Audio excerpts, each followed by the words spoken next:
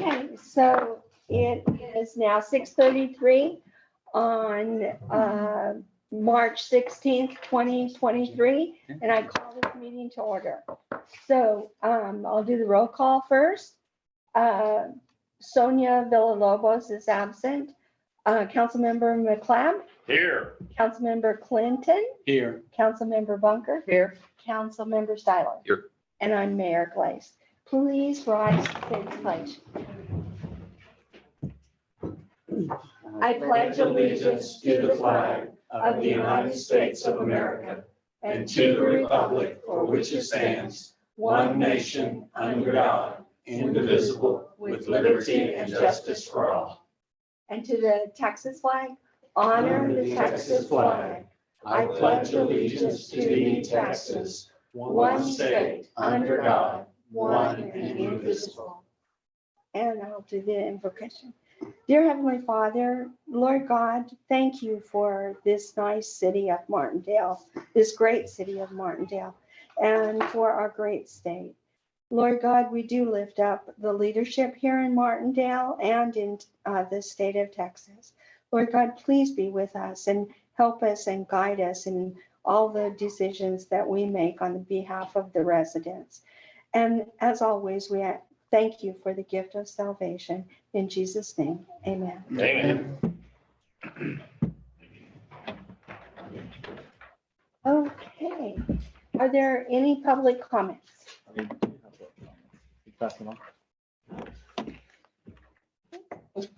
They're still in order. All right, Mary Beth Harper?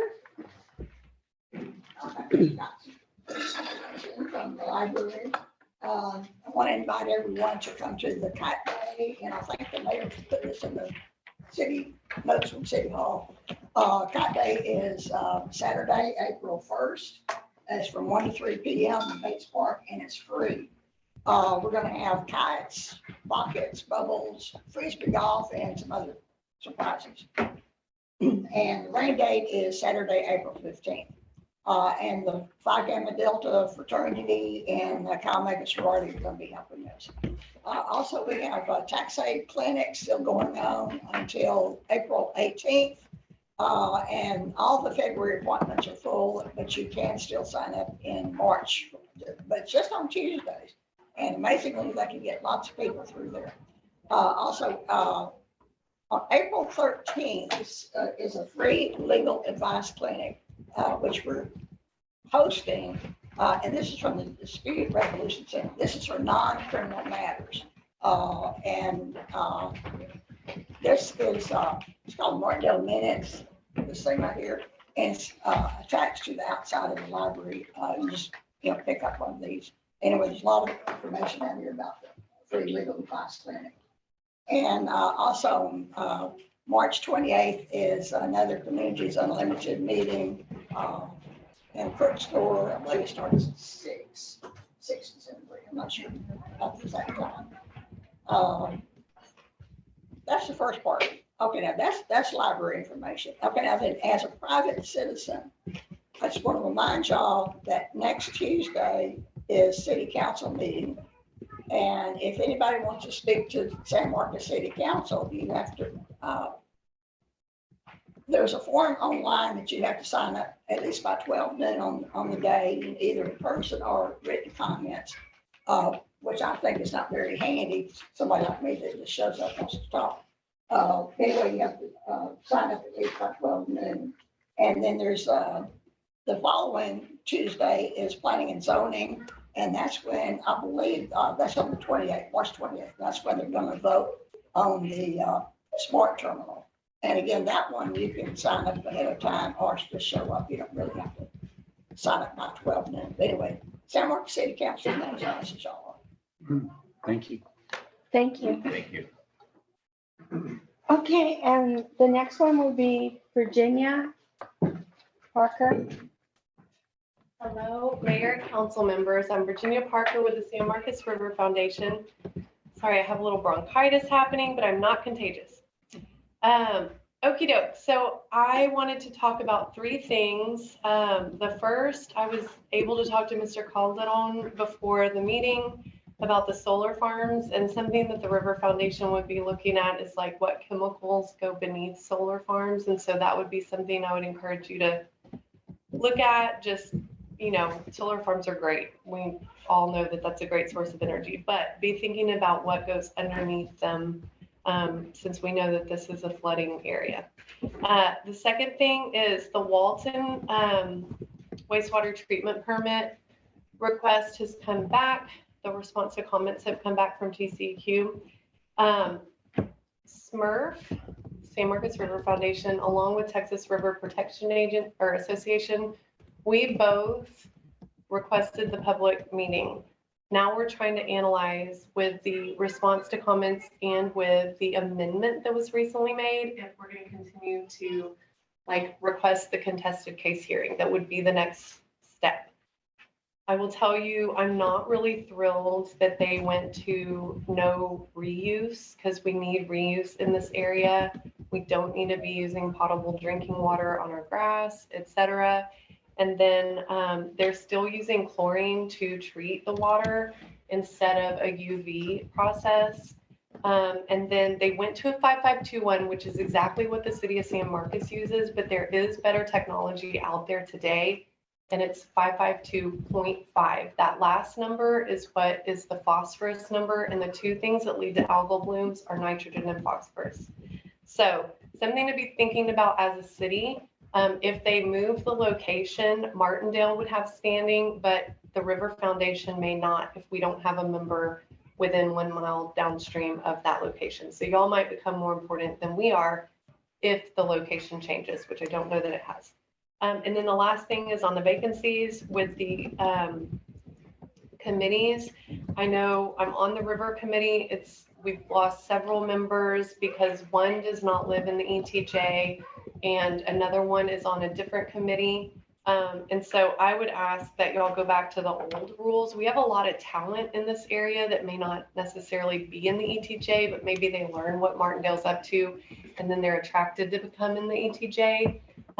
You know, they've got to request that. So we might actually get some folks into the ETJ by allowing them to be included in the process. So anyway, thank y'all very much for your time. Sorry for the distraction. I'm going to get them out of here. Thanks. Thank you. I think they're rather cute. I mean, I'm going to keep them. Okay, we're going to move on to our special presentation tonight from Genesis Consolidated Industries. And I'd like to introduce Bill Calderon. Yes, thank you, Mayor. My client, Robert Hayward and Matt Williams, are going to zoom in, and Robert's going to take the first half of the presentation and brief everybody on GCI, who GCI is, and the status of the first phase of the project is actually occurring in, or will occur in the city of Yulin's ETJ. And I'll let him do that first, and then I'll come up and talk about what we hope to partner with the city of Martindale. So Robert, you could go ahead and start showing your screen and sharing your screen if you like. Thank you very much. And I'm sharing screen now. Fancy in Martindale. Excellent.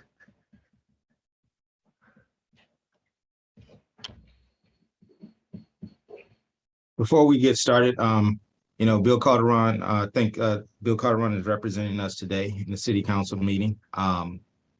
In addition to that, I would like to thank the city of Martindale for having Genesis Consolidated Industries present our project and our company to the city. You know, we are a service-disabled veteran-owned business. Our focus is both utility and distributed generation, renewable energy projects and rural areas. Our primary focus is Texas. We're starting off in Central Texas with our flagship projects that's right down the road from you guys in the Yulin ETJ. In addition to that, you know, we have a project pipeline in the greater Houston, spanning into the greater Houston region in Val Verde County as well. Currently partnered with City in Agreco on a majority of the ventures that we're currently undergoing. All of our projects are in the auspice of a public-private partnership. Bill has already integrated with the city council. I'm going to leave the floor open for my partner and introduce my partner and co-founder Matthew Williams. Give a brief introduction to himself. I'll give an introduction of my background, and then from there we'll jump into the slide presentation. Matt, floor is yours.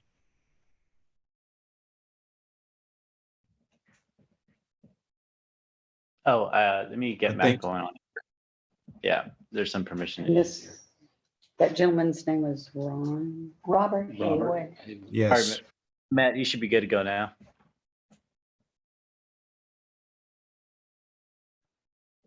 Okay.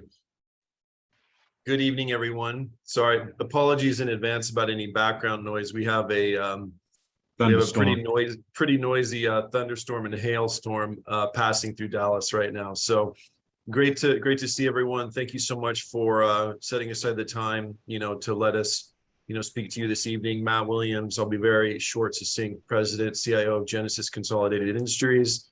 I come from an investment management background where we advised, public institutions, pensions, and endowments across the U.S., mainly on the energy side. And so here in Dallas with Robert, growing the company and looking at new areas to build and develop projects under a public-private partnership, and certainly appreciate the opportunity to speak to everyone on the City of Martindale side. Look forward to working with you. And I guess it's my turn. I'm Rob Hayward. I'm the CEO of Genesis Consolidated Industries and co-founder. I'm a retired Army officer, finished up at the rank of major, commanding on multiple occasions in both Iraq and Afghanistan. Was an aviator, former experimental test pilot as well. My last command, just to keep it short, my last command was I was the commander of Bagram Army Airfield. Managed a budget of about $1 billion, had about 2,000 troops underneath me. 2 years. That experience opened the door up for me to begin becoming passionate about infrastructure development, power generation, and whatnot. Moved on to the nonprofit sector, where I worked hand in hand with USAID, Millennium Challenge Corporation, and Exim Bank. On a multitude of financing strategies and distributed generation for Power Africa initiative. Came back to the States, worked hand in hand with the Native American tribes in South Dakota on distributed generation projects and a series of economic development activities. Migrated back to Central Texas, where I did some economic development work there, and that's when I decided that I wanted to do a little bit more in our rural communities, as we had an influx of a lot of outsiders and out-of-state folk coming in, with different ideas and concepts on development. And I wanted to make sure I built a company that, focused on infrastructure, power generation, and also job creation and economic impact in our rural areas, while maintaining the integrity of these areas. So bottom line, I've been working with Rodney McLean for the past year now, and looking at the Turner Crest property. That property is going to be the home of our Exodus phases 2 and 3, 2 150 megawatt projects, solar projects, and 2 additional 200 megawatt battery storage facilities. We're looking at bringing close to a little over 400 jobs to the region, to the area, that will phase out and migrate from Exodus 1 in Walton, ETJ, then rotating over to Martindale, where a majority of these jobs are going to spend. These jobs are going to spend a majority of their time, potentially over 5 to 7 years worth of development time frame for both of these phase projects. I'm going to jump into the slide presentation. Okay. This is overview of our team. We are a small team, but we have a diverse background. We have both a public and private outlook, where we have business professionals, engineers, and also public servants, former public servants who are working with us. Our goal as of today is to develop world-class infrastructure, particularly renewable energy projects, starting with our home being the state of Texas, and of course, Martindale being part of our flagship series of projects. This is our bios. I've introduced myself. We also have Bill Calderon, who's supporting us on the economic development front and public finance front. He highlights Michael Truelove is a veteran of the industry. He had built the first renewable energy project in Texas. He comes with about 5 gigawatts of experience. A retired colonel in the United States Army. We have Ben Shaw, who's also a veteran in the banking sector. He spent 30 years in Credit Suisse, where he managed energy assets in excess of about $3 billion in loans and investment in high yield bonds. Of course, we have Fred Welch, who's also going to be working with Bill Calderon on this and engaging the city of Martindale as we continue to push forward with Exodus 2 and 3. And our chief of staff, who's also a veteran, he'll be working hand in hand on a series of grants and government contracts and keeping our internal affairs open. Clint Sanner. Our capabilities. So we build world-class facilities. So we bring world-class partners to the table as well. A part of our partners for our engineering and third-party engineering and internal staff augmentation, we have Atwill Energy Services, who's very familiar and should be familiar in the area on infrastructure and city and municipal engineering. Invenergy comes in, who assist us in managing our assets, energy management and operations maintenance. They're the number one in the top 5 renewable energy development firms in the world. Fractal is a homegrown Austin company. They are a battery optimization software firm. They're partnered with ERCOT, so we're in good hands with that particular business as it pertains to connecting to the grid and providing quality energy solutions to the local community. SunGrid Solutions and WAC Energy Services are our engineering, procurement, and construction companies. They'll be managing our 400 odd so personnel and building out our facilities. And last, we have Core Power and Game Change Solar providing additional support on the equipment side of the house. Here's an overview of our partners who we're bringing to the table. They'll be engaged just as heavily engaged as we are in the local community from a hiring stance and also, procurement and resourcing stance as well. As far as our timeline, recently we turned in our LOI to Riley McLean this month. We currently have the land under our control, where we're going to begin our due diligence, environmental surveys and whatnot. In August 2023, we'll be making our initial deposit to secure the property permanently. At that point, we'll be in the latter stages of our engineering and moving forward with Exodus Phase 1. August 2024, we'll be closing on the property for Phase 1.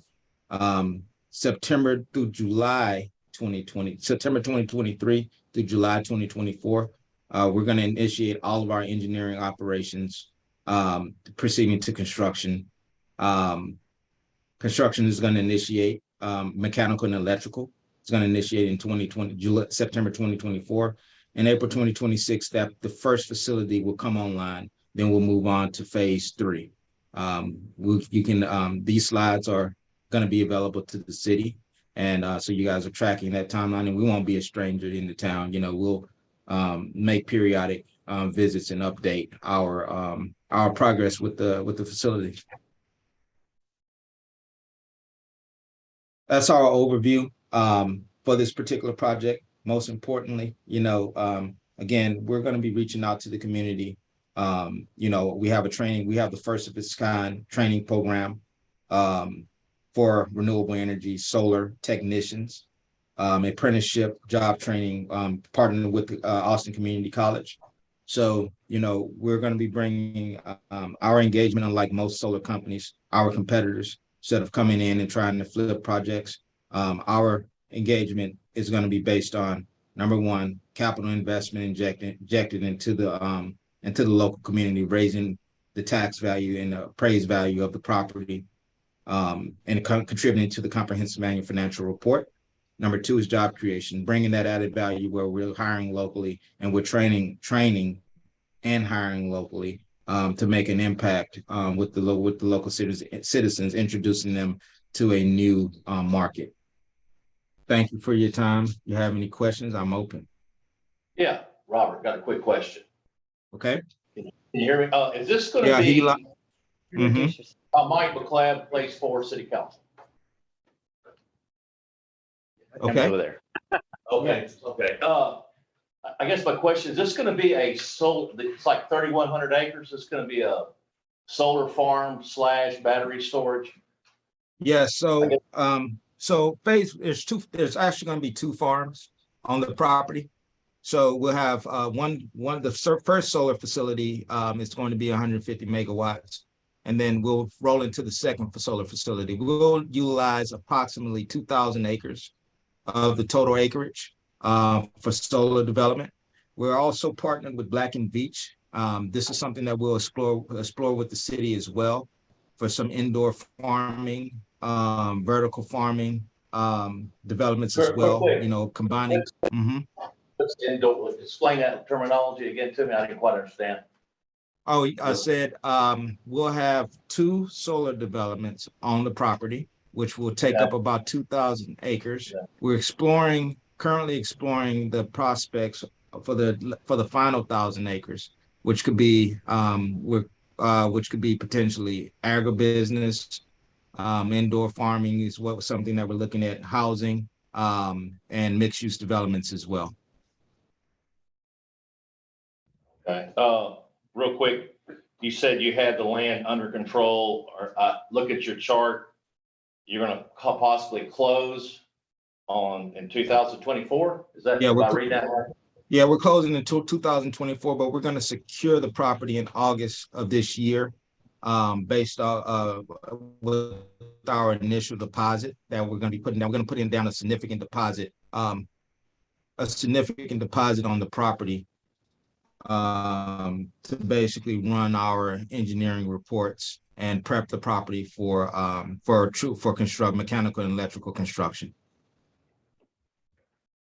That number on that initial deposit has not been disclosed. We'll disclose that at a later date, but it's a significant percentage of the overall cost of the property. I don't think anybody's asking. Go ahead. Heather, I got a question. My name's Nick Styler, Place 3, City Council. Yep. So you guys said you're closing on August 24th, and you said this is a 5 to 7 year process? Yes, because we're phasing the project out. We have two solar farms. This Right. is the schedule that you guys are looking at is only for phase 1. Right. Phase 2, it's going to take us approximately, from flash to bang, approximately two years to get this project commissioned. Once the first project is commissioned, we're accounting for 2 to 3 years. All depends on when we start the phase 3. We might have distributed generation projects and other ancillary projects that we're running simultaneously, Sure. So for the most part, we're giving ourselves 5. Mm-hmm. Then all the hiccups that come with it. Yes. So that being said, you did say that you're planning on initiating, just for lack of a better term, training the neighbors within Martindale or the surrounding areas. How do you Yes. plan on approaching that process? We've been engaged with Austin Community College, Texas Workforce Commission for the past 2 years. So, we're not new to this process, and it's not a plan that's new. Okay. We recently established a full curriculum with Austin Community College to include the first apprenticeship program for solar technicians sponsored by Solar Energy International over the past 2 years. The program is ready to go. And basically, with Exodus Phase 1, we'll exercise that training facility first. About time we get to Phase 2 or the Martindale or Turner Crest projects, this facility, the training facility will be fully operational. So you will have a training facility on site or within the area? Yes. Or Yes, we will have a training site. So the classroom portion will be performed at the community college. For each particular site on apprenticeship and on the job training, we will have a training building that houses our technician, which will also be used for apprenticeship training and on the job / technician training, hands-on. okay. Question, Robert, my name is Jan Bunker. And we're talking about 2 phases, and you said one was Yes. in Uland. Is that Phase 1? That's Phase 1. Yes, ma'am. Okay, and Phase 2 is the training facility in Martindale's ETJ, correct? No, Phase 2 is going to be a separate project that mirrors Phase 1 of Exodus in Uland. So we're building an entire facility in Martindale. Oh, the same one as that in will also. Uland. Yes, it'll be an identical project. There's 2 training facilities that you're working on, Yes, yes, ma'am. right? Okay. Sam Clinton, City Council. You said Yes, sir. 2,000 acres of solar panels. I noticed on Turner Crest that you've done a lot of clearing there, clearing all the trees and the vegetation off of the property. A Yes, lot sir. of that land is flat, but it slopes up to the hill there. How are these solar panels on metal bases, and how do you control the weed growth underneath these solar panels? Yes, so that's going to be a part of our operation and maintenance plan. We're going to have a seeding plan and also a vegetation plan that is going to be ran by Invenergy. So we are very much so preventive maintenance. We're going to be leaning very forward. We're not just going to be reactive to the environmental concerns that are going to be coming about for the project. When we're inside of our environmental and cultural desktop, our studies, hydrology and woodlands and whatnot, all environmental studies, we're going to come up with a vegetation plan on how we're going to perform our operations and maintenance from there. So that's not going to be an issue at all. That's a part of our whole concept. We're not just going to put the panels up like most firms come in and do, and let the vegetation and environment go. As long as the facility is producing, and our O&M plan is going to be very comprehensive on the environmental side of the house. Okay, and then is the power going to the Bluebonnet substation on the other side of 142? Are you supplying us the power? Where is this solar power going, and who are you selling it to? So for this phases 2 and phases 3, we have not engaged LCRA or Bluebonnet on this particular project for phases 2 and 3. We're not at that phase yet where we need to begin determining where that energy is going to be evacuated. Once we finish our studies, we would like to include Bluebonnet in our talks. Our preference is to sell to a local utility. That is our preference. Robert, real quick question. Are you going to incorporate the power lines with your solar farm, like placing the electricity into the power lines? Is that kind of the plan?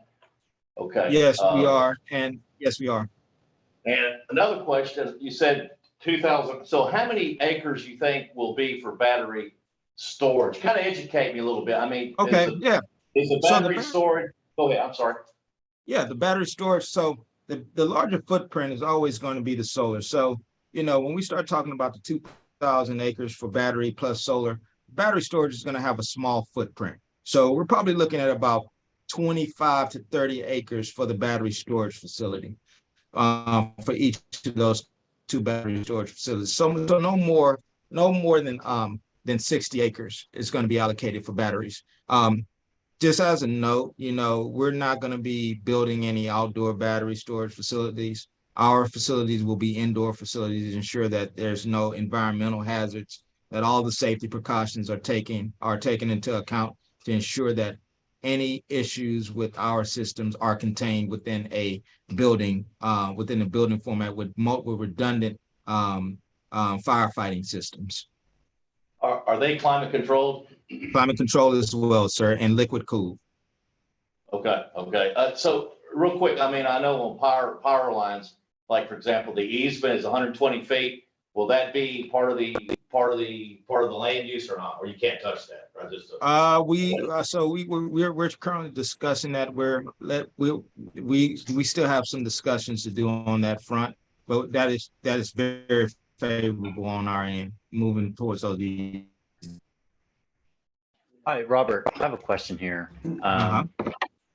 There's some comments here from the public asking about the training.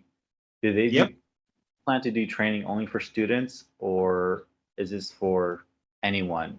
I would imagine this Texas Workforce Commission that they would help facilitate trainings, or at least be in the middleman to GCI. Yes. Is that right? Yes, they are. It's going to be a full court press. Texas Workforce Commission, Elevation HR, our private HR firm in Austin Community College. So we're going to be tackling this issue, tackling the recruiting and training. There'll be students. We'll look at the community college, technical schools, and also we'll be training folks from scratch. I have a passion for the veteran community, so we'll also be engaging the veteran community as well.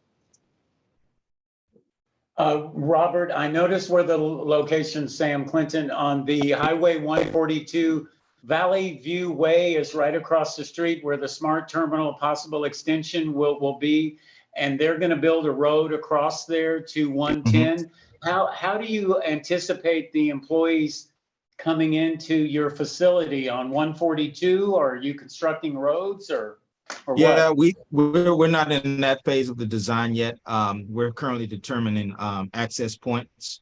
We will have a better idea, more clarity within the coming months on access points and how we're going to assess the facility. So that's currently in progress right now with our engineers. Okay, and I have one last question. Did you tear down all the Turner Crest cattle facility buildings there? No. That were on Turner Crest? No, not yet. And I have to talk to Riley McLean to find out, to get the status on that as well. There was a solar group that came in before us that decided not to move forward. So I'm still assessing to see if those structures are still up. Concrete and metal structures with floor grates. Yes. Yes. Okay. Do you know how many square footage all those structures are? Not off the top of my head, sir, but I can get back with you in the next 24. Okay, thank you. Robert, one more technical question. I'll leave you alone. Oh, you're fine. On the battery storage, is that like you would use your solar panels and your excess amount that you can't put online, you would store the batteries, and then later, say at 3 o'clock in the morning, those batteries would go back to the grid? Is that okay? Yes, that's exactly how we would use these systems. So it would be beneficial to have your solar farm with power lines, I assume, then. Yes, sir. Okay. Yes. Thank you. Yes, sir. Thank you. How many employees? It's at 400. How many employees? 400? 400, they estimated. 400 employees.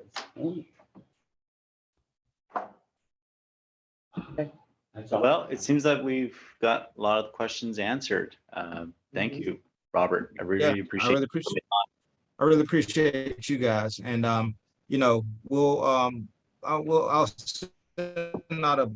send out a detailed report on the project in the coming weeks. And we'll try to get something out to the city in about a week and a half from now.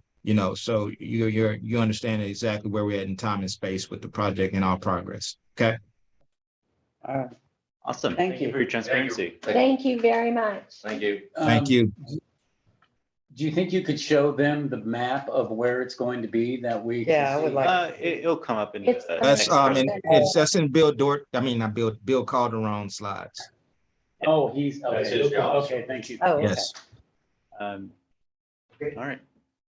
Good questions. Yeah. Thank you. I like the interest in the dialogue. I'm Bill Calderon, Houston-based economic development consultant. My company's name is Calderon Economic Development Strategies. I've been at the business of doing ED probably for the better part of 33 years now. I cut my teeth with this business while working for the city of Houston. It seems like 2 lifetimes ago. I was actually the city's federal lobbyist under Mayor Whitmire in her last term. And when she lost to Mayor Lanier, segued into the housing department to do some very unpleasant things having to do with setting up a grant center and things like that. It was not exactly something I enjoyed doing, but in the course of finding myself there, I became interested in this room full of files having to do with economic development projects, and little by little educated myself, and then went and proposed a different approach with the city, and ended up moving back to the finance department, took all the marbles that were ED related from the housing and community development department, and ultimately married them with all the marbles in the planning department, and for the next 8 years built an economic development division that really was unrivaled, I think, and unparalleled in the southern part of the country. We did in that time span over 100 tax abatements, set up 4 different public improvement districts, tweaked 164 industrial development districts along the ship channel. And I took and moved the city from 1 tax increment reinvestment zone that was in place at that time to a total of 20 by the time I left. My director in the planning department asked me one day, he says, what about all this stuff mean to the city of Houston, all these things that you've been doing? And I shared 25 words or less. I said, we've increased the tax base in this city by $4.5 billion. I said, just in the last 6 years. And I said, and we are taking from the general fund and putting into these special purpose districts. I said, $8 million at this point. And I said, and over the course of the next 5 years, I said, it's going to grow to 45 million. I said, but that's going to ultimately double that $1 billion tax base increase, which is going to render even more money to the city of Houston. And since then, I left the city and got into the private sector. I joined a friend of mine who I'd done a lot of work with at the city and helped build that company for 15 years and have now been under my own shingle for the last 7. As far as special purpose districts go, I'm not sure that there's anybody in Texas that's done as many as I have. Houston was a great training ground for me. We did everything from raw land development to urban and suburban development, redevelopment. We actually even built a couple of high schools in partnership with the Houston Independent School District after they had a bond election failure, and were just bursting at the seams. And so we figured out a way to help them do that. And I took that methodology and grew it as we did what we did, and changed how tax increment financing is done in Texas over the years. Got very actively involved in the legislative process by need, because there were constantly, bluntly, attacks by conservative elements in the legislature about how taxes and bond financing impacted cities. And so I actually built, with the help of a lot of friends, a large statewide coalition that included Fort Worth and Dallas, Austin, San Antonio, Corpus Christi, and El Paso, so that we could coalesce together with the city of Houston leading and help do changes to the state statutes so that it was good for both the jurisdictions as well as private development. And I mentioned to the mayor and to Adrian when I was here last that the last 2 or so years that I was at the city of Houston, 25% of any given month I spent training other municipalities, both in and outside of Texas, on how to use these tools. So I come at it with a lot of experience. I was engaged by GCI back in July and actually actively started working with them in August, trying to get my hands wrapped around what they were doing and trying to figure out how we could use economic development tools to help finance and help them finance these projects. Robert didn't get into it, but what I have learned in the course of these last 8 months, almost 9 months, is that these projects are very expensive. What he's talked about basically in the phase 1 in Uland and what I call phases 2 and 3, which is the 2 pieces in Martindale, 3 total, are actually, once they're done, will represent a capital investment of about $1.2 billion. Each phase is about $360 million, and that includes the land. And the land in this area, anything from San Antonio to Austin, is just going like, I mean, it's just gone crazy expensive. And just to give you some order of magnitude, for phase 1 land, which is about 1,100 acres, it's going to be about $160 million. Over here, probably a comparable amount for each of the 2 phases. So it just land alone is crazy. Yes. Was it, how many acres was it? Over there, 1,100. 1,100. Yeah, over here, we're looking at 2,700 and change. Over here in Martindale? Yes. Yeah, you're talking about Uland was the first. Yes, Uland will be the first. And yeah, that's 1,140 or so. Affect our town that much. I mean, was as far as the city is. Well, he's going to show a map in a Oh, minute, okay. so Yeah. we'll explore how that impacts. Yeah, and so the reason I mentioned the dollars is that tied to my presentation and why I'm here to talk about increment financing is that we really need to have a public-private partnership to make it work.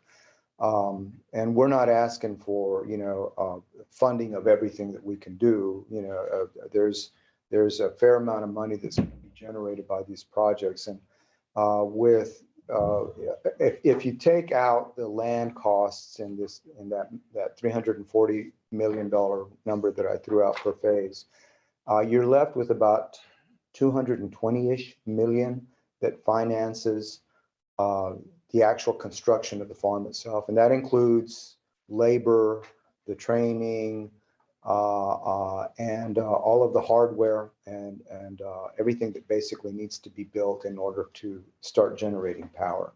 Of that 220 or so million, about, I want to say 15% is the battery storage component, which depending on, by the time we get to that point, it's 26 or $27 million right now. It may be 30 by the time we get to actually putting it on site.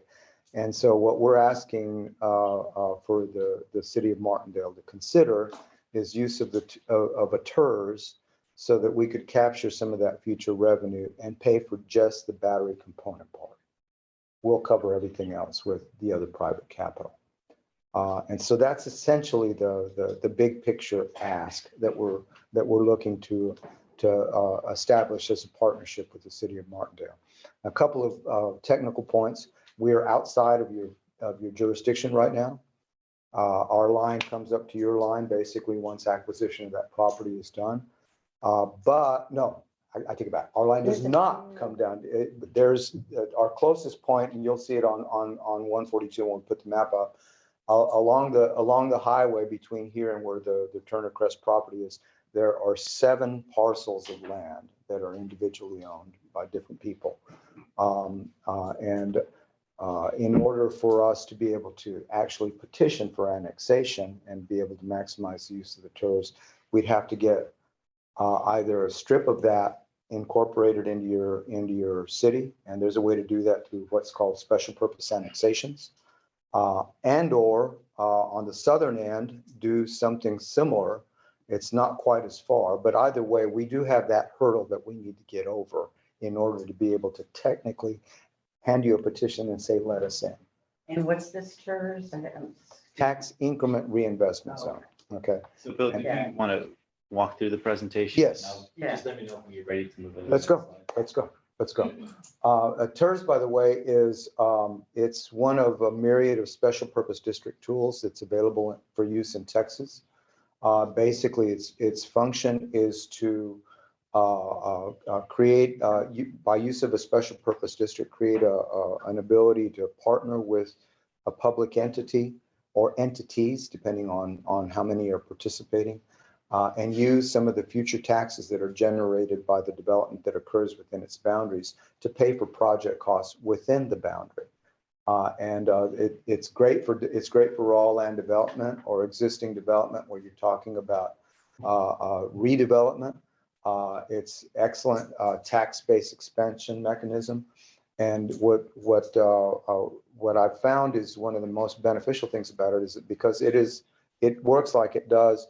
Once it's created by a city or a county, it creates an opportunity for other jurisdictions to come in and partner by interlocal agreement and also contribute some of their taxes as well. So short and sweet is you set a pot out for TERS money, it's going to fill up faster if you get more folks to participate. Okay. It's governed by Chapter 311 of the Texas Tax Code. If you actually want to go read it, it is an economic development tool that has been used all over the place. In Texas, there are over 130 municipalities and 2 counties that have created them since they were enabled by the legislature back in '83. They didn't actually become something that cities could use until '91 because there were lawsuits associated with their use. The short of the sweet is that the statute, which was copied from California, provided for a city to create them, and as soon as they were created, counties and school districts and anybody who levied tax had to give their money. Of course, folks came and said, you didn't even ask, you can't just come and take our money. So suits that were filed in Corpus and in El Paso basically took about 8 years to play out. And statute basically was modified to provide for notice to the jurisdictions, and if they didn't bow out in 60 days, then they were in. When I was working at the city, because of the stresses that occurred, even when the appropriate notices were done, we took a measure to the legislature to pull the cram down out and just make it a voluntary participation once the jurisdiction created. And it made things a lot easier to do because folks didn't feel the pressure. So let's go. Again, typically it's a public infrastructure tool. Yeah, can we make it more? I think that way you can see the whole slide. Yeah, it's usually for public infrastructure, meat and potatoes kinds of things. Water lines, sewer lines, streets, public parks, that kind of thing. That traditionally is what it was used for. But as developments and changes to the development needs occurred, things were added to the mix. These days, in addition to all of the standard infrastructure components, you can also do municipal facilities as well, places of public gathering. You can do green spaces, and you can now create TERSs in your ETJ, even though the city can't contribute tax. If you've got a partner in the county or a partner in a management district, then the TERS mechanism will work. And in addition to that, one of the biggest changes that we also put in place while I was at the City of Houston was adding what are known as 380 and 381 powers. Are you all familiar with what that is? There's a provision of the government code called Chapter 380 for municipalities and 381 for counties. And it's about 3 paragraphs worth of verbiage. And basically what it is a means by which you can take a public asset and make it available hand it to a private entity in the name of economic development. The state constitution doesn't allow you to give away a public dollar or a public building or a public park. You can't do it according to the constitution because it's public. But through 380, you can take a tax dollar and put it in a 380 pot, and then by agreement, you can take that dollar and hand it to a private developer if it makes sense to do so, and if it's defensible. we modified the TERS statute to give 380 powers and 381 powers to make them eligible costs inside of TERS. And so when you create one, you can put that power inside the plan and use that as a means by which to incent a development that isn't a street or a sidewalk or that kind of traditional piece of infrastructure. Okay, next slide.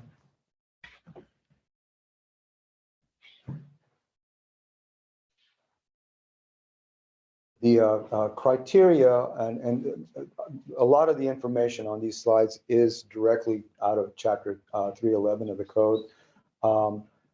Basically, if the area is predominantly open or has physical constraints for development, there's low tax base, it's a low income area, if there's a potential to stimulate development, if it has defective sidewalks or you can't develop because of infrastructure limitations, faulty lot layout, those kinds of things. Those last two really apply to redevelopment projects, then it's eligible. Next slide.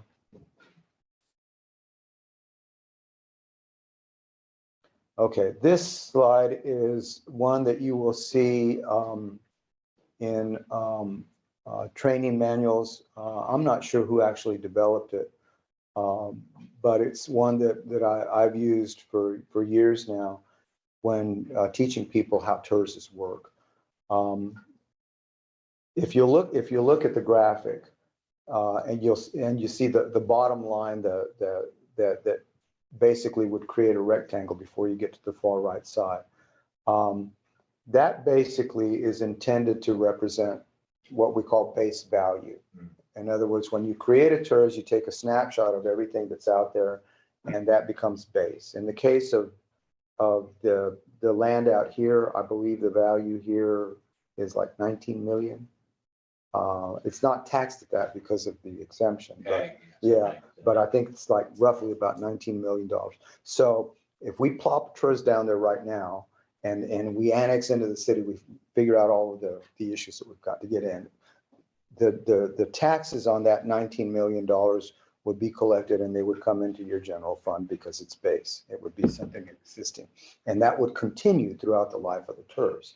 But as you see the line go to, as you take it from left to right and you see that the line move up, that polygon that's created by that curved line that's colored yellow orangish, I guess, this labeled increment, represents the increase in value over time. And so as development goes and capital investments are made every year, the value inside that area that's been designated the TERS is going to increase. So base value continues to be collected and goes to your general fund, but it's everything above that line that is considered increment. And so the taxes on that increment are what are used to put in the TERS pot. And it's that pot of money that is used to pay for whatever it is that the TERS is intended to pay for. And that list of costs, those what are called project costs, are put inside what's called a preliminary plan and finance plan. That document basically governs what that TERS does with the money that it generates over time. Now, as far as where that money comes from, it's a function of which jurisdictions participate in the reinvestment zone. If this were a city-only zone, then it would be Martindale, and so Martindale's tax rate. The way this works is that you would take the total value in any given year, divide by 100, multiply it times your tax rate, and that's the amount of money that's going to go inside that pot, if it's at 100%. Okay. Let me jump ahead and say, based on what we're expecting to make in capital investments here, with increases in value, not only attributable to the hardware, but more importantly, attributable to the land, because the land is going to far exceed the amount of value increase over time that you'll see from the hardware. This reinvestment zone, using today's tax rate for a 30-year period, which is typically what you set them up for bond purposes, will generate, remember that it's about $280 million, just city alone. Now, if we get county to participate, then even more money. And what that means is that you pay the project cost quicker. And then once the reinvestment zone is done, if you don't want to keep it alive, it folds. And then everything that comes in the following year goes into the respective general funds of the folks that are participating. Make sense? So real quick, if, you know, this land's all ag now, so, or again, even with 3,100 acres, it wouldn't be that much money for the city or property tax. Not Initially. Not So initially. In what timeframe you expand out, what timeframe would the city get in kind of substantial revenue? That's a good question. Let's make a few assumptions. Okay, we snap our fingers, the zone's there. We Okay. snap again, we're in the city. Okay, Gotcha. we can make all that happen in this next block of months. Okay. And that's actually within the realm of possibility. You're not going to see anything happen out there by way of vertical development because they're going to be doing their studies. You're probably not actually going to see any capital investment. Let's just call it for 2 years. Okay. So that would put us at 2025. Okay. So in 26, they start. Okay. Okay. Because of the high cost of this stuff, you'd be surprised how quickly value goes like that. Okay.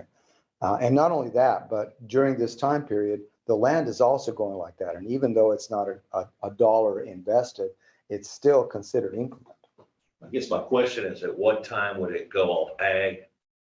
Oh. Be re. When it's. As soon as it goes off ag as soon as you begin development. Okay. Yeah, because you'd want to, as an investor, you'd want to keep it as low as possible. Yeah. But So- it's still, yeah, go with the Yeah. thing. Yeah, and so if we start in 26, Okay. and let's say 75 million gets built, which is within the realm of possibility. Might actually probably even be more than that. That's going to show up on the rolls in 27. Oh, really? Yeah, because it's built in 26. So they start to measure January of 27, what happened the year prior. And what happens is that the appraisal district will render, we'll tell Shannon Ramzinski, here's what we did. And so they will have the capital investment we've made. Now, the way it works is that appraisal district sets preliminary value in January, right? And then come August, hearings are done, all protests are done, and then the appraisal district certifies. So that 75 to 80 million dollars that was spent in 26 now becomes certified in 27, right? Tax bills go out in November. So it's not until 28 that the first dollars actually come into the TERS pot. So 5 years, you're talking a substantial gain. Yes, right. But it'll be a pretty quick gain, much faster than typical reinvestment zones. To give you an example, I did in South Texas in the city of Mission, larger zone than what we're proposing here. It was mixed use development. They started immediately, but because of the delay I just described, we didn't actually see any dollars into the TERS pot until year 3. But it wasn't until year 5 that we actually had enough in there where we could actually contemplate the sale of bonds. Because the first year you might get $30,000 or $40,000, and then the next year, big chunk of value comes on, and then all of a sudden, bam, you're up into $300,000 or $400,000. And this thing, because of the significant capital investments, once it starts, it's going to go in huge chunks for the next several years.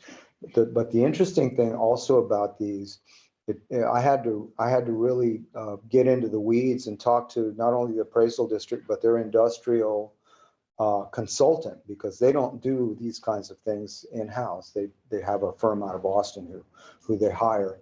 And I spent a lot of time with that gentleman talking about what we were going to do, looking at the state statute. There's actually a statute that governs how appraisal districts value solar energy equipment.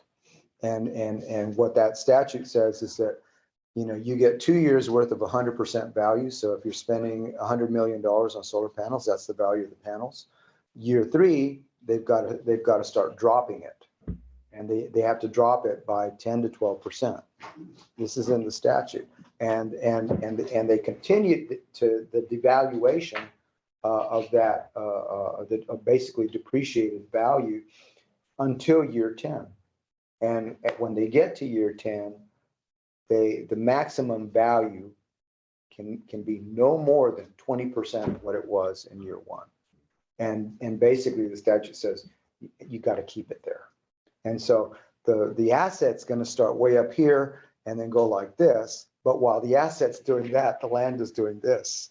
And so what I found was basically in year 3 of the model, the depreciation stops and then it starts to go up again. But you're going to see incremental revenue coming in.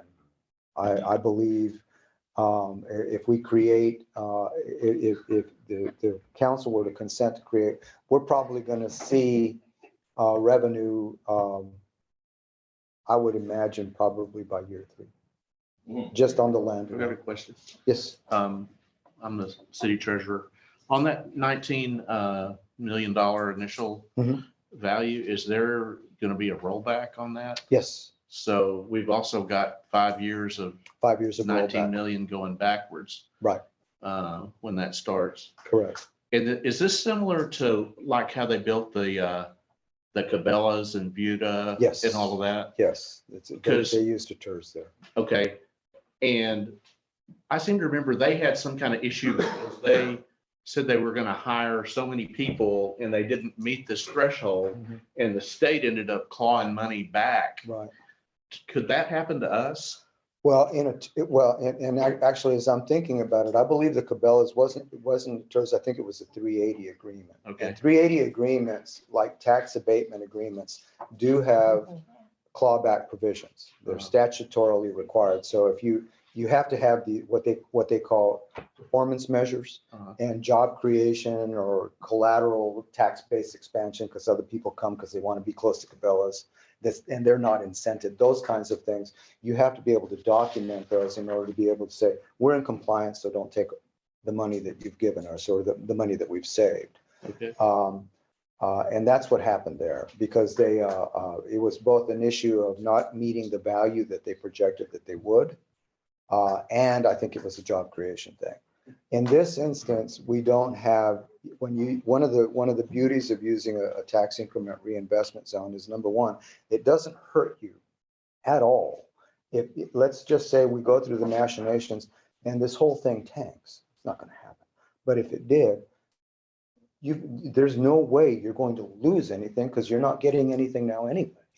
And if anything, it's the opportunity. But as far as capital goes, zero cost to the city because it's all private capital investment that's doing this to the value. And as long as you have that, then it's going to work. And so that's one of the great things about it. And the other thing is that you also partner with if the county would consent, we could get them to also contribute and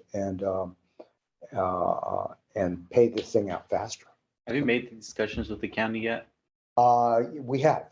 And the county, in fact, we were talking to the county about Uland and doing an increment financing thing. And the judge had just finished the failed negotiation with Micron. I'm sure everybody heard about that. And Micron had hit them up about TERS financing, but the judge and the commissioners court preferred to use an abatement approach instead. And when we went in to talk to them about increment financing, he said we would, if we're going to work with you, we'd rather do a tax abatement. And from our perspective, the dollar saved is as valuable as a dollar that's paid into a pot and then reimbursed through a TERS mechanism. But the added value for us in a TERS is that to the extent that you're putting it in, it becomes a cost of doing business, right? And so as long as your balance sheet works out that you can still make a profit doing that, being able to tap that pot and sell bonds to pay yourself back for the infrastructure that you had put in means that you get paid back in chunks rather than slowly over time. So it's more advantageous for us. I do want to talk about, because I'm a little ignorant on the bond side of things. Sure. Can you explain, you said after, I guess you had another project in South Texas that took 5 years for you to be able to get to the point of selling the bonds. Right. what is that even? Where is that? What is the process of that? Okay. Later in the presentation, we'll talk about local government corporations, but what I had suggested to the mayor when we met last is that if you're comfortable with the concept and would work with us to create this, what we would also ask you to do is create a local government corporation or consent to it, and we'll create it and then we'll bring it back to you. An LGC basically is what it is a debt facility mechanism. We use the Texas Transportation Code. There is a provision in the Transportation Code that was put in there back in the turn of the century, in the 1910s, 1920s, for railroads to use so that they could sell bonds to build rail lines. We morphed it into something that could be used for TERS so that we could eliminate the city of Houston's need to do debt when we were doing these things, because we didn't want to do the debt.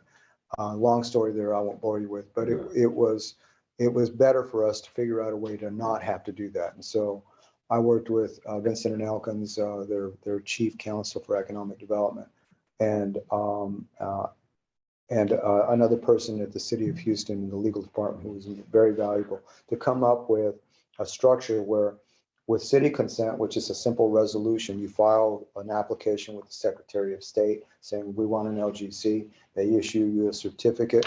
Once you get it, it's just a paper tiger. You can't do anything with it. But if you enter into an agreement with it and tell the LGC, we want you to implement this TERS on our behalf, and we're going to give you certain powers to do that. Then the LGC then can manage it on your behalf. TERS is operated by a board of directors. You guys appoint the board, okay? And the LGC would be the same board, so they wear two hats. Say that again. You said TERS would be operated by directors. Yeah. The statute requires that you create a board of directors when you create a TERS. Right. Max 15, we recommend 5 to 7. So quorum's 3 or 4, all right? And the statute requires that board manage the implementation of the TERS plan. You put an LGC on top of it and make the same board of directors for both, then the LGC, and you empower the LGC to implement that on the city's behalf, then it becomes the mechanism for bonded indebtedness once you get to a point where there's enough money coming into the pot to justify doing that. I mentioned South Texas. When we got to year 5 in that zone, we had grown to, I want to say, $860,000 a year, and from development that was happening, mostly residential stuff. The way it works is, if you haven't done debt, is that, entities that do debt typically will hire a financial advisor. They'll hire a bond counsel, usually an underwriter counsel. Sometimes they'll even hire a disclosure counsel that puts together the document. And that document is a preliminary official statement, basically puts together everything that you would want to know about what's happening and where you're proposing to sell the bonds. History of the land, value of the land, what's going to be developed on the land, how much money's coming in, what the forecast for that money is, how the development's going, any hiccups, all this stuff. It's a lot of disclosure. And then and then the financial advisor will take what is forecast in the TERS, and they will further, more in-depthly opine as to whether the dollars that are projected to grow over time are actually reasonable. And they will sign it. They say it's kind of like an engineer signing a set of plans. So we validate that this revenue, based on what we see happening and the contracts for land development and all these other things, it's going to continue the increase in value. And based on that, you can project, what they call sizing the bond. Yeah. You can figure out how much is actually going to be saleable. And let's say it's $1 million worth of increment that you're using.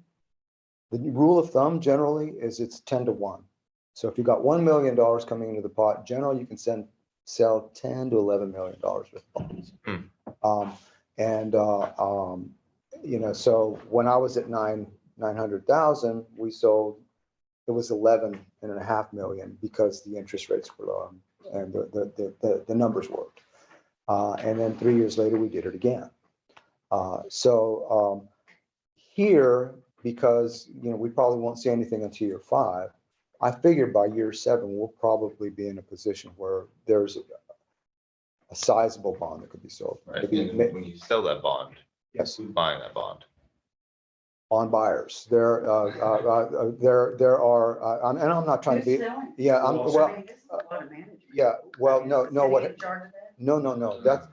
that's why we create the local government corporation. The the board of directors that oversees the TERS will oversee that. But the truth is that, the TERS administrator would work with the bond counsel, with a financial advisor, and everybody else to put together the package. And then it comes back. And here's the deal, when we came up with this mechanism in Houston, there were more than one council member who said, wait a minute, you're going to let this board of directors just go and decide to sell a bunch of bonds? And I was the one responsible for this. And I said, apply for it even though we're. Actually, no. Tax bases No. contributing to it? Actually, you don't. That's the beauty of it. What we did. Let me back up. The story I didn't want to tell you, I'm going to tell you. There was one reinvestment zone that was created by petition for a developer, and when he did it, and the city had never done it before, so they didn't know what they were doing. Okay, quite honestly. And he said, I want you to give me a TERS because I need it for this, that, and the other. And I want you to give me a PID on top because I need it for other stuff too. And I want you to sell TERS bonds and PID bonds. And the city said, sure. Okay. And they did. It was 3.2 million in TERS bonds and 800,000 in PID bonds.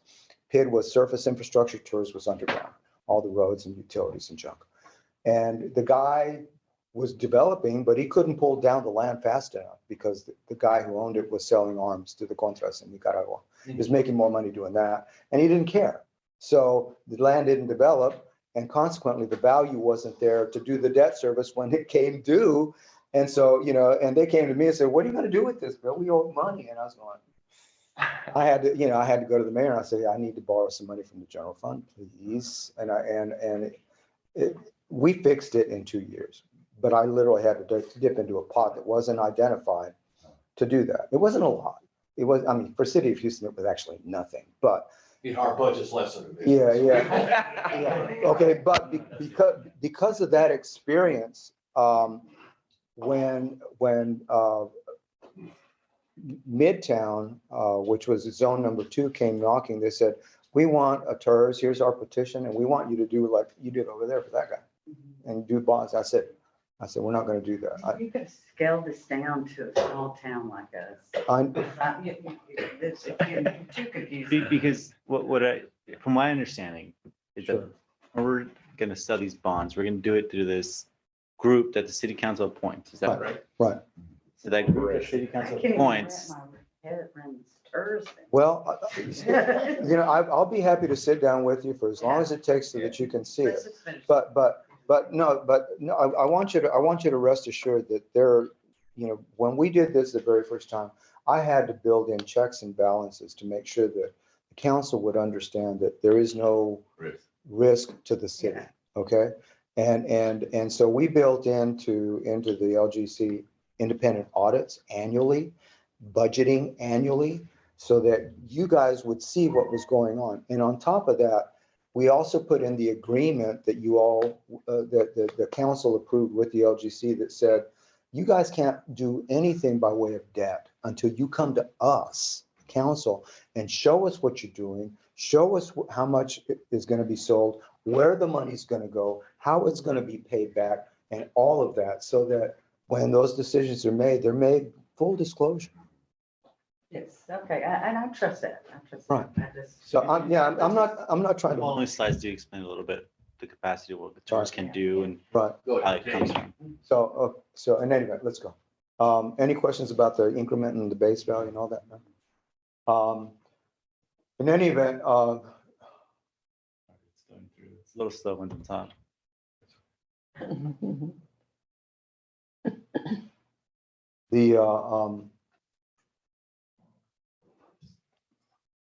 Okay.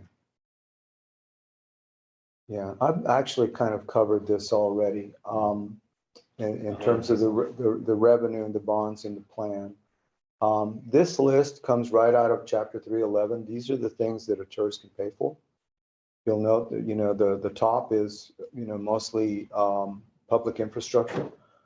And then VAT agreements added, professional services are included. And then on top of that, all of the technical stuff that you would need if there's architects or planners or engineers or things like that, those guys could also be, their costs could be covered in the tourist And we creation. do that through the bonds.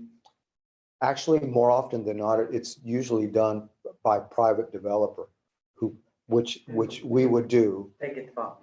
We actually spend the money, and as the money's being spent, once we can sell bonds, we ask for permission to sell bonds. And when the pot fills up with the bond money, then we reimburse ourselves for all the things that we've done. There's a reimbursement agreement that's also built into this for the developer. In fact, remember I said it's not going to cost you anything. Everything that is done is being done with a private dollar, and it's being tracked. It is. I mean, tours. We haven't gotten to the good part yet.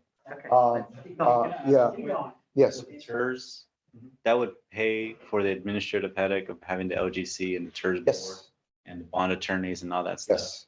The TERS itself will pay for For all debt. the complicated legal work that, Yeah. See the bond. Yeah. See. Getting rid of the middleman. Well, and actually on bonds, the way bonds work, if we snap our fingers and we create, you consent, we create the LGC and we put the agreement in place, it needs to be done. Or, just because I know we're going to need them, and we'd say we're going to hire a bond, a financial advisor, so that we're ready when we need them. We're going to hire a bond counsel. We're going to, and be ready with all of the consultants that would need to be at the table when you have these discussions. But none of those guys get paid anything until bonds are sold, and they get paid from the proceeds. And that too is one of the things that you want to make sure that it makes sense. You don't want to sell bonds when there's just a little bit of money and you can only get a little bit of bonds in the pot, because you got all these costs of issuance. So you want to make sure that there's enough money there to justify. Right. Now, real quick on this list up here, I Yes, mean, sir. most likely y'all be putting roads, drainage and all that, Mhm. but come down to sanitary Yes. treatment plant, right? I mean, sanitary sewer, Yes. so is. That would be included, yes.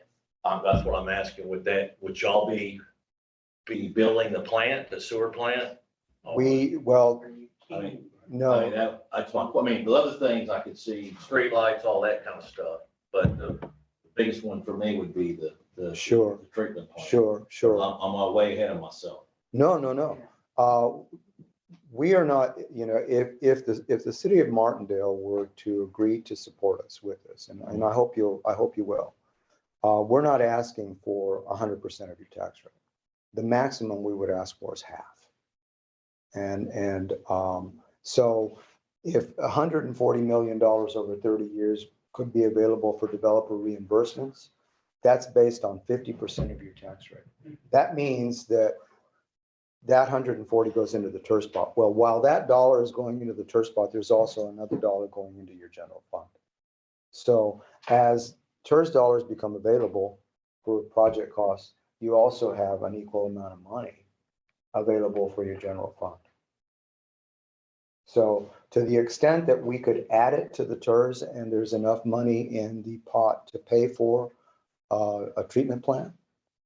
Well, just looking at your plan here, y'all won't need a treatment plant anytime soon. You're putting in the solar farm, correct? Correct. So We're there's not, not a whole lot of, you're not going to be flushing toilets out there. Yeah. So it's not, it's, might not need to be needed for a long period of time. no, but there is, you recall that Robert mentioned that there is going to be some mixed use Yes. development, some commercial stuff. All of that's going to be on the highway. We anticipate that there will be, the need to extend utilities. And so those things would be included in the, if they're funded by the developer, they would be included in the agreement for reimbursement, and the TERS would do that. They would put it in and then get it from the future dollars.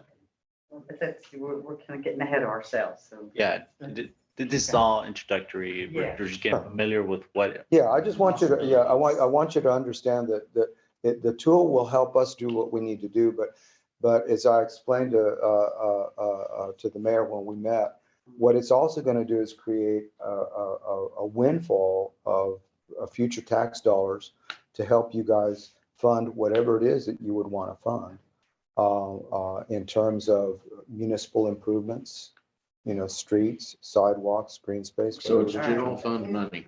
Yes, We don't have, only 5 things we could spend it on. We don't have to reinvest it in roads or specifically or whatever. no, you could, I mean, it's up to you guys to do which one. I had a question. If the city is in debt, say to the state comptroller, or, if we're paying off a debt that we accrued over many years ago, does that affect our ability to create this bond and have it because we're in does not. debt as a city? It does not. Because number one, the increment reinvestment zone is predicated not on existing dollars, it's on future dollars that aren't coming in today. But if we were to knock on the door and say authorize bonds, the bonded indebtedness, because it's through the LGC, is not city debt, it's LGC debt. That's why we did what we did in Houston, so that we wouldn't have to incur that debt through the city and pay for it and have any general fund at risk. Well, we have our own debt though, I'm saying. Yes, but in fact, that you would have access to the TERS dollars that wouldn't go into the TERS pot. Those could be used to pay that. Doing a TERS does not disqualify us because we have that debt to state controllers. Right. And it's zero interest, so. That's Go what I ahead. said. All right, let's Okay. finish the presentation. Sure, so- and get our overall concept. Sure, okay. I touched on this, they're administered by boards of 5 to 15, city appointed. Any other jurisdiction that participates is allowed to appoint a member. Membership, or rather board membership is on a 2-year term basis, and vacancies are filled by the city. And duration of the zone, I mentioned 30 years is a standard, but if this zone pays off all project costs, say in year 14, then it folds by operation of law unless you put something else into its charge. So it doesn't necessarily last 30 years. And what governs that more than anything is whether indeed bonds are sold. Because bond terms typically are going to be, no less than 10 years. Okay, let's go. The creation steps, are, identifying a target area, putting an analysis on revenue versus project costs. I've done preliminary versions of that already. There's no issue with there being enough money to cover the costs that we're talking about. And then, talking to the county and talking to a community college, anybody else, if there's I don't think there's municipal utility district under that dirt, but if there were, they could participate. And then the preparation of preliminary plan. And in order to trigger the creation process, basically what we would ask you to do is publish notice to hold a hearing on the idea of creating the TERS. And at that hearing, folks would have an opportunity to come before you and say, we like it, we don't like it. And of course, we would present more detail at that time. Assuming there's no objection, then the council at that point in time would have a capacity to adopt an ordinance to create the zone. And we would, if you consent to this, we would ask you to do that because we'd like to go ahead and even if it's in the ETJ, get it set up while we move forward on the other things and figure out how to get ourselves into your jurisdiction. That's it. We've talked about that.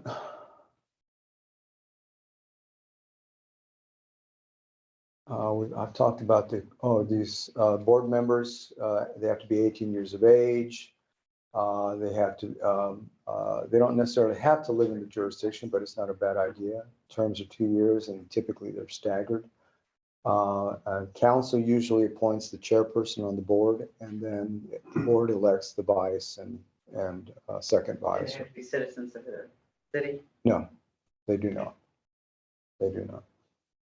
Next slide. So can you hire people that are professionals at this and know how to make the decisions for us, or does it have to be Oh, local absolutely. And citizens? that's half of my business. I create them and then I manage them and or train people to manage them and then step back. Yeah, Okay. that's usually the way it works. And again, that's also a developer finance deal. So that doesn't cost the city anything. Next slide. I've talked about redevelopment authorities already. The one thing I didn't mention is that it's a paper tiger until you empower it, and that empowering happens by agreement. And that agreement sets forth essentially city's responsibilities to collect the money, send it to the authority. The authority's responsibilities are to implement the TERS on the city's behalf, issue debt when possible with city's permission, and then generate budgets and independent audits. And then the TERS board's responsibility is to do what the statute requires, which is to approve disbursements. And so technically the way things work, since you've got a board that wears two hats, is that when they meet, they post two agendas. Redevelopment authority agenda is where all the business happens. So you open that meeting just like you did yours, conduct your business, and then that meeting closes. And then the chairman opens up the TERS board, and that board basically approves the minutes and ratifies everything that just happened with the others. So this meeting might last an hour. This meeting's about 30 seconds. And that's usually the way they work. Okay. Okay, let's look at the map. Almost That's the there. next one now. Maybe. There you go. Okay. This is, I got this from Turner Crest. The red line is somebody's handwritten drawing of what the track more or less looks like. It's fairly close. Again, it's just over 2,700 acres. And what we would propose is like going along 142, either doing a special purpose annexation and or seeing if we could convince the property owners along the highway on the east side to also petition to come in. Can you repeat that? What about the special purpose annexation? Yes, SPAs are ways that a city can increase its revenue by essentially running a bead down a highway and capturing, say, 100 feet outside of the highway for as long as they need to go.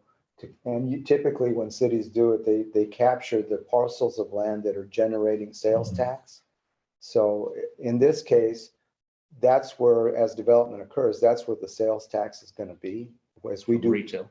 right, yeah, as we do commercial development, that commercial development is going to happen on the highway side. Robert didn't mention it, but the first phase in Martindale will actually be on the easternmost part of the track. So it's the piece of land that is furthest away from the highway. And then the one after will be closer to the highway. But he mentioned that we're only going to use 2,000 acres. So there's 700 plus acres of land, essentially, that will be that rectangle adjacent to the highway that will be developed and will generate additional revenues. So you're saying you want that mixed use, not commercial? We don't know yet what it's going to be. Okay. Yeah, we don't know yet what it's going to be in reality, but we anticipate that it'll be generating sales tax. So your approach is to enter, sorry, Nick. Maybe, do you think? Your approach is to use this special purpose annexation from here, from Yes. where my cursor is, all the way through to the red line. To the red line, right? And to That way, make it easier, or at least to make that line shorter, you're going to speak to, or we're going to speak to the city, or developers going to speak to the homeowners along Highway 8, how Yes. long Highway is it? 142. Yeah. 42. And we're talking about easement or right of way of that? You say 100 feet on each Right, side? right. It's not actually, it's actually, it becomes city territory when you do it, whether you, Gotcha. whether it's dedicated as road easement or not is a future decision. Is that the only approach? Um, Or, Well, the city can do the SPA and capture the land as long as you don't exceed the amount of territory that you can do in any given year. The other approach number two would be to talk to them and ask them if they would petition in return for using the TERS to reimburse whatever infrastructure costs they may need to put utilities so that they can develop their land for commercial purposes. Okay. And one of the things that I have discussed with the partners, and we haven't really taken it beyond concept, but I had suggested to GCI that if there's a way to do it, that while we're spending the money on the solar farm, that we figure out a source of revenue that we could use to help put that infrastructure in, so that it becomes more of a carrot for the people to sign the petition. At the end of the day, it's going to increase the value of their land, and it gives us a way to get into the city. That's, I do want to ask a question about that. Sure. Where has this happened? Do you have locations elsewhere in Texas that we can look at to see what the property value has done around the solar farm?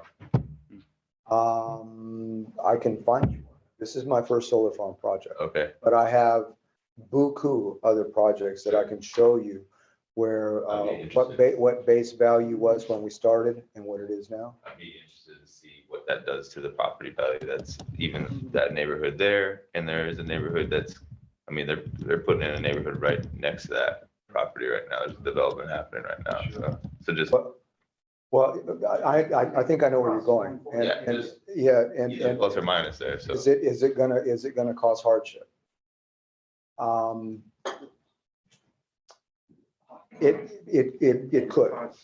could, but also let me share this with you, because it's gonna happen anyway. It's gonna happen anyway. A solar farm though? No, that's not what I mean. What I'm talking, I'm just talking about value increase. Sure. Okay. This is the second parcel of land that I've done a detailed financial analysis for, to try to figure out whether this tool would even work or not. You got to start there. Otherwise, there's no point. And what I discovered when I did the one in Uland is that, and I went back 5 years, there's 11 parcels of land over there. They're varying sizes of acreage. I asked the appraisal district to pull 5 years worth of data history to see what was happening in the value. And it went like this. Well, everything around here is upward trend. Right. My point is that it was more aggressive than even the chief appraiser anticipated. Because when I saw the numbers, I was going like, wow. And so I literally went back and computed percentage from year to year to year to year. The average percent increase over there was 22%, but the highest was 30 and the lowest was 12. But over a 5-year period, the average was 22% with no development. Well, with no development. No development. Here, using, this is all one, I think it's 7 accounts. 18% was the average. Back up there. 18% was the average of the increase. Increase over a 5-year period. Over a 5-year period. You already did this. I already did it. I can show it to you. Okay. Yeah. And so my point is that whether solar farm or mixed use development, it's already happening. It's happening around you. And what's going to happen is that as soon as ag exemption goes away, bam. For sure. I think we just have a duty as a council to make sure that we're making the right decision for the community and making sure it can be developed, but the development could be a plus or minus to the value of their land. So, I mean, I think the position you're taking is that the increase in property values exists irrespective of whether or not a TERS exists. Yes. Okay, so let me ask you, when you're looking at at the area that's outlined in red. Mhm. This process has started.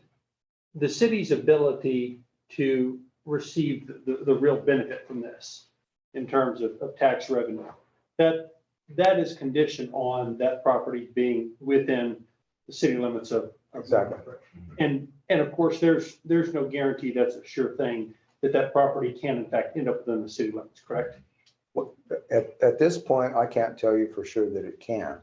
And that would be contingent on the property owners between here and there consenting to the annexation. If you went the petition route. Well, If you went the SPA route, then you could bring the land on the highway in, and then we could petition because your boundary now touches our boundary. And that can happen in a matter of months. Well, the thing is, you're gonna have the big landowners, they're gonna be easy to convince because they'll get infrastructure. The little homeowners with on 142, they're gonna say, what can we, Sure. How do we benefit, or how do we hurt? Yeah. Okay, we kind of touched on this too, and all good discussion. Thank you for it. The TERS that we're creating is not just for us. You can use it for other things. And to the extent that there are ways to mitigate the effects of the development by either improving additional land and territory with services and utilities to make it more valuable for development, and or taking and creating through either the revenues that the city receives, or possibly if there's enough surplus through the TERS, funds that would be available to mitigate some of the costs that folks might ultimately have that are driven directly by the value increase, including subsidies. You could do that. In other words, you could use the same 380 power to mitigate people's tax bills for some period of time. Cool. I mean, there's the one thing about this tool is that the statute governs how it can be used, and it does have limits, but it also has huge capacity to benefit the city, and with creativity, your only limitation, as long as you tie it to economic development. So you want to go to the next slide, so the impact of the overall development? Sure. That's the next one, right? I believe so. Yeah. This is like the last line. Isn't that kind of what you're talking about? Yes, yes. And this, again, this is what we've measured so far. Again, at a 50, the interest on the 55, at 50% of the city's tax rate, we're estimating 138.3 million would go into the general fund, another into the TERS pot. We're not talking about taking any proposed future sales taxes. Whatever that number would be would ultimately go into the city's general fund. We are anticipating a minimum of $7 billion in tax base expansion over the life of the reinvestment zone, which is a huge number. For life. 30 years. We're proposing 30 years, but it wouldn't last that long. It could end sooner, Yeah. 10 years sooner than. And as I mentioned, each phase is for development cost 223 million. We're looking at about 28 million per phase to load into the TERS for the project costs, because we want to sell bonds. You probably would want to double that. And so the total cost of the TERS, I'm estimating to be probably somewhere in the vicinity of about 110 million. And so even at 138, there's going to be almost another $30 million in surplus revenue that we wouldn't need, that would ultimately also come back to the That's general. available for bond. That would be basically come back into the general fund. In other words, at $27 million per phase, you got $54 million worth of TERS costs. I'm saying add another 55 million on that for interest. That's 109 million. You got 100. About just for this small area. Yes. Right, and so What are you there's, gonna do with all that money? What are we gonna do? that's, I'm sure. You're gonna pay city council. The mayor gets Crack me paid. up, man. Well, see, one thing he mentioned is it can offset taxes. You know, a good example is like city of Sunset Valley, they don't have any property taxes in that little town because of all that retail there that generates massive sales tax. I mean, that's what you do is we get rid of city property taxes is basically what you get rid of. Control. Hire a bunch of cops. Can't do anything wrong in that area. Yeah, but to the extent, and again, to one of the things that I learned to do, I don't believe in doing using these tools to develop, to do anything that is just exclusively beneficial to a private developer. It's got to be a win-win for the jurisdiction. It's got to make sense for the jurisdiction. And as we're proposing, going half, there's clearly a huge sum of money that's going to be available to you just on that 50%. But if we've got 30 million, if not slightly more than that, that we probably wouldn't need to cover the battery cost for the 2 phases, that additional money could be used. We could put things in the TERS plan to use that money to do other things, so that what's going into the general fund is something that you can use in other parts of the city or to do other programs. And so there's plenty of really good potential, I guess is my point. And I know it's a lot. It's a lot. It is a lot. But it's one of those, it's what you would call a game changer. And you did this in Uland. We're getting ready to do this in Uland's ETJ. Uland, however, there is not enough of a reason to petition to annex into the city. I was about to say, this is the big town compared to Uland. Yeah. But Uland's tax rate is also. I think so, yeah. They've got It is. council and all that. It is, but there is no clear path for us to get to their boundary to petition in, first and foremost. And on top of that, their tax rate, given what it is, it won't work. It doesn't generate enough. And so it wouldn't work for us. Right. And in addition to this, if this isn't enough, what in our partnership with the city of Martindale, because we're also looking for a lot of federal grant funding for the training, for the job training. By the way, Robert didn't mention all of the jobs that are going to be added as they're trained and they're brought on to build this. Even during the training period, they're employees of GCI. They're getting paid. Yeah. And but GCI is training them to work for GCI. Yes. Yeah. Right. And or become, electrical power experts that can go do their own thing. We're not going to be able to hold them Solar all. electrical, right? I mean, Not necessarily. based on Right. solar. Yeah, that's what we want to do, but not totally. But these jobs are $60,000 a year. And as soon as that they're identified and put into the training program, they're on payroll. Yeah. What do you do with the batteries once they're on? Replace. And to your question, How are again, they disposed of? I don't know. That's all. It's way down the line. I don't He's know. a finance but- guy. Sorry about that. Yeah, I don't. Okay. No, Forget no, that. one of the questions that you asked about the power, as I have learned, and Robert said yes to in answer to the question, but it's a little more complicated than that. When you put one of these things on the ground, the panels generate the power, right? They're making power from the sunlight. That power can't just be dumped into the grid. There's an agreement with LCRA. There's a power purchase agreement that's got to be put in place for somebody It's actually buying it and then selling it to LCRA. And so, you know, we have that in place. The agreement with LCRA is just about done, and that covers all 3 phases.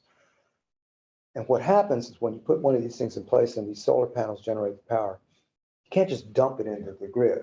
And so it's got to go into the battery storage facility first. And then what happens is that there's equipment in that storage facility that marries to the equipment that LCRA uses as it manages this part of the ERCOT grid. And those systems talk to each other. And when there's a diminished load on the grid, then the batteries leak the energy into the grid based on how much it can take. And sometimes it's more, sometimes it's less. But that's the process. It's not like direct and then and the surplus goes to battery. It's actually the other way around. Okay. You mentioned federal funding, and part of the reason why TCI is interested in incorporating to the city of Martindale. Could you elaborate on that? Yes, in the Infrastructure Act and the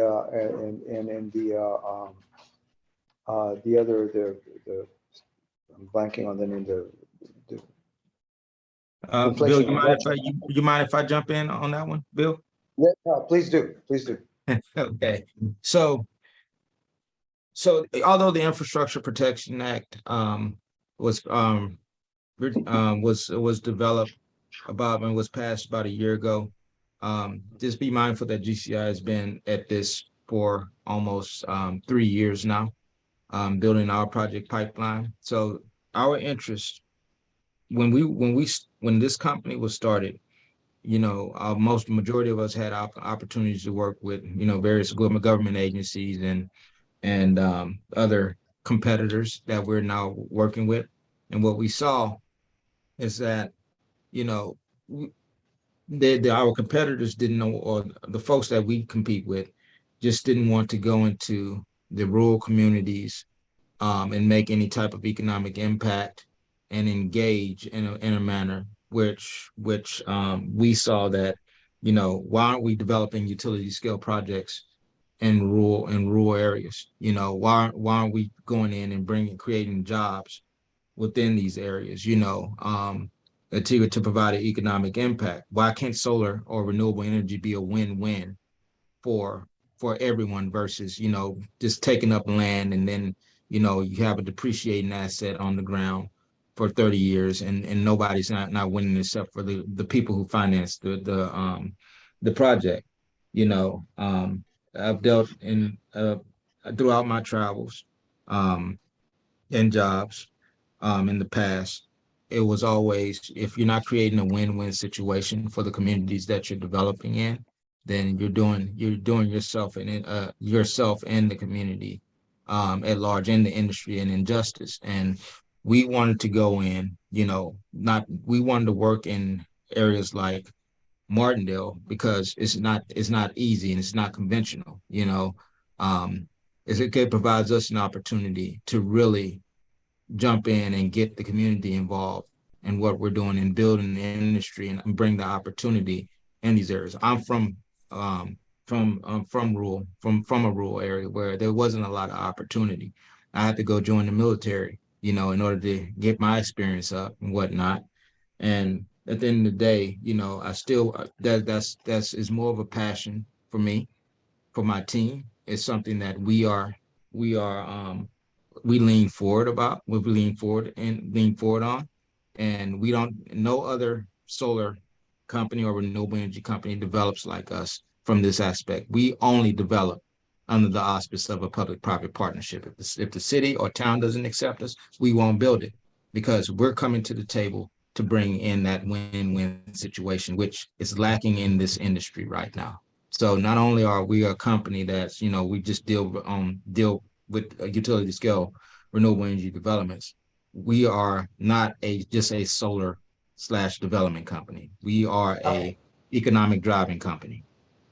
Robert, there's also an important point I think Adrian was leaning toward, which is we have, as we pursue these sources of federal dollars to enhance the project, yes, almost always there has to be a signal included in the application from the jurisdictions that they consent and that they support the project.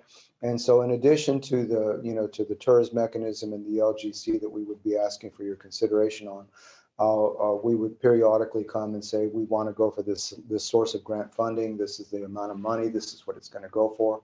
Would you please provide that consent to us so that we can bring that additional revenue and resource into the community to have even a more positive and favorable impact on the deal. And that's something that would be an ongoing element of our relationship as we move forward. Yes. And that would be, I mean, is it a resolution or ordinance? Typically, it's resolutions of support. It's not anything that's terribly complicated, but it's just something that you've got to have that evidences the public's support for the private venture. Yes. And just to clarify on the power purchase agreement aspect of things, we're talking to multiple utilities, local utilities, and we'll be engaging, continue to engage them over the course of time during the development leading up to the time that we're commissioning. Again, our preference is to sell this energy, keep this energy within the regional footprint with one of the local utilities. So that's who we are. That's why we develop where we're developing it.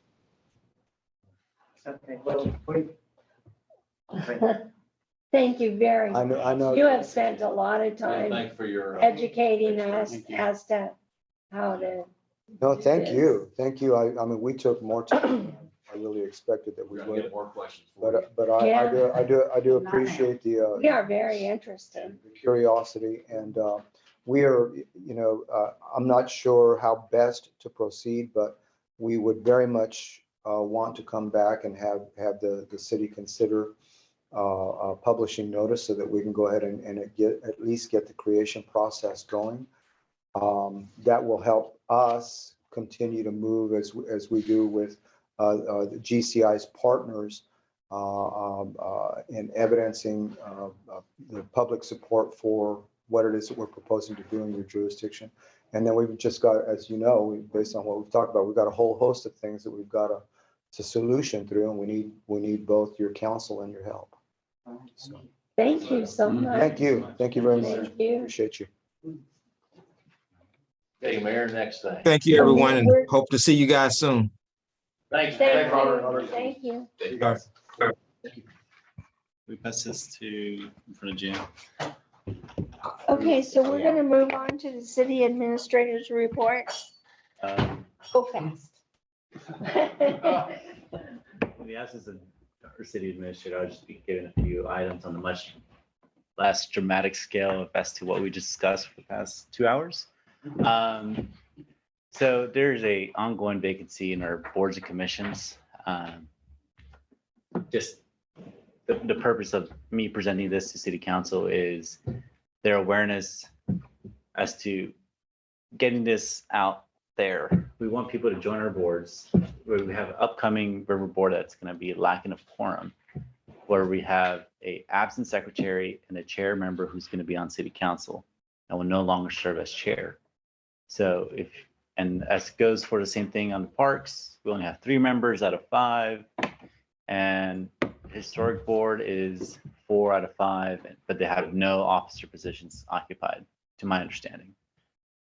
Just if you speak to your neighbors, invite them to join our boards, get the word out there. We'd encourage them to fill an application. Although today we will be later considering 2 board applications. And we have been putting them in the utility bills. They're on our website, asking for people to join. But the very best way to get a new board member is by word of mouth.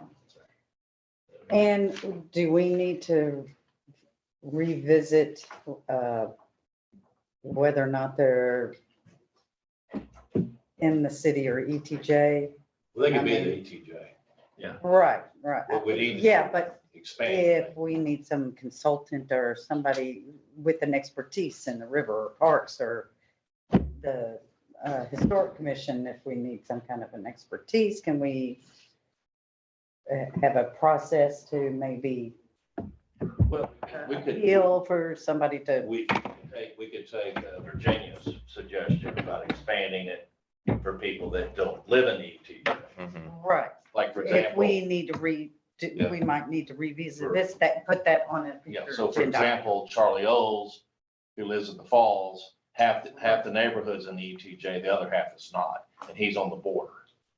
The initial support for that was these boards influence policy for the tax base within our region. I mean, members, especially outside of the ETJ, will never probably be I'm not affected by asking our to visit it policies. Now, I'm saying, should we put it on Well- a future agenda item to revisit Well- this position? 'Cause we just recently changed those ordinances. When we changed the ordinances, we were trying to streamline them so that every May, the city council would either appoint or reappoint the members, because as it was in the ordinances, they were different times of the year. So the city council wasn't doing its job Right. because we were only appointing somebody if we got an application. This way, we're paying attention to who's on the boards, and then we're doing our job.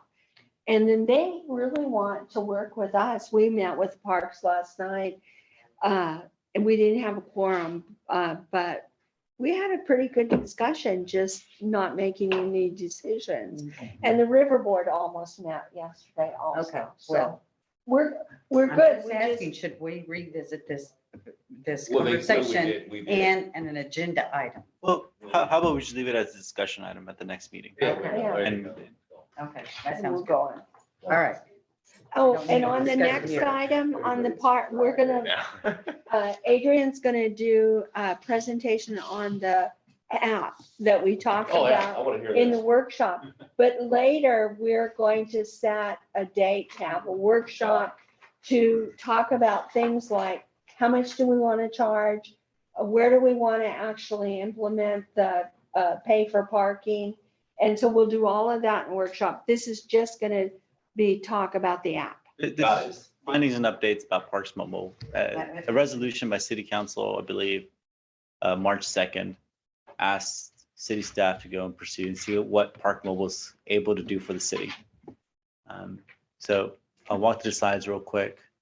Park Mobile rundown. So we'll be discussing costs, signage, how Park Mobile works, the capacity that the software has, how does the revenue system work with using Park Mobile in our city parks, a discount program, enforcement of parking in the cities, city parks or established regions, and a sample city that is very effective using Park Mobile, and then how would we implement it?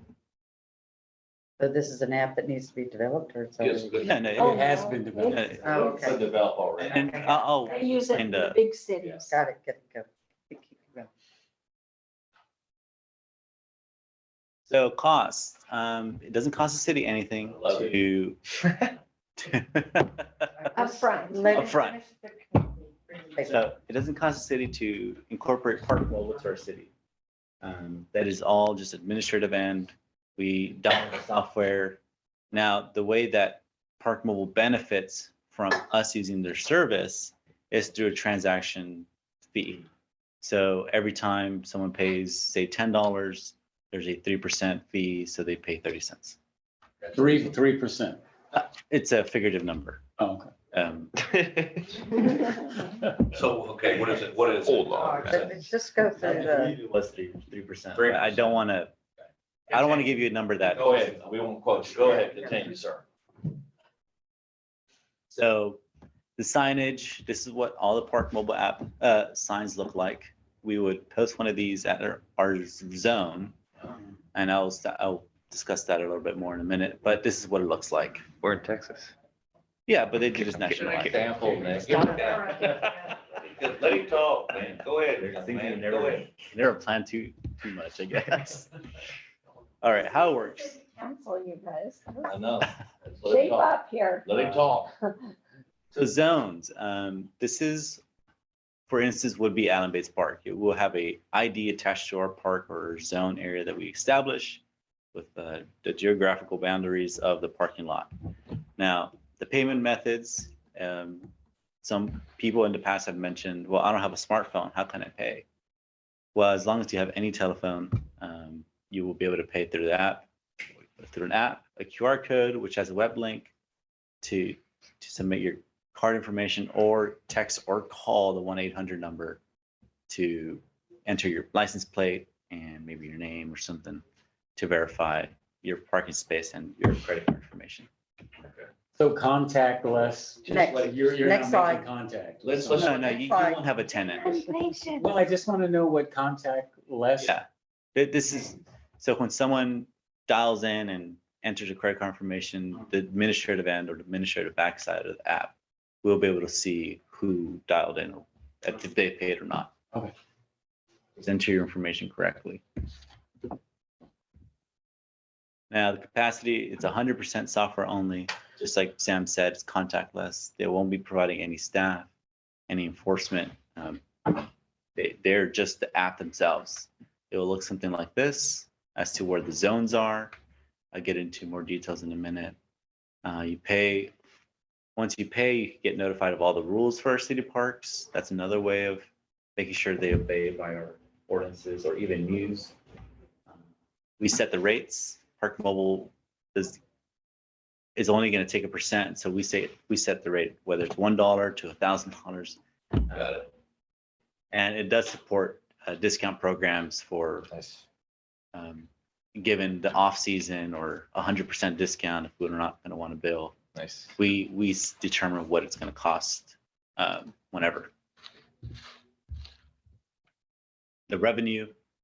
So like I said, the city collects majority of the fees, and Park Mobile only takes a little bit, or takes a percentage. How does it not charge local citizens? I'll get into detail in a minute. So for those who are not on the discount program, then they would pay, say, $10, and then there's your 3% here.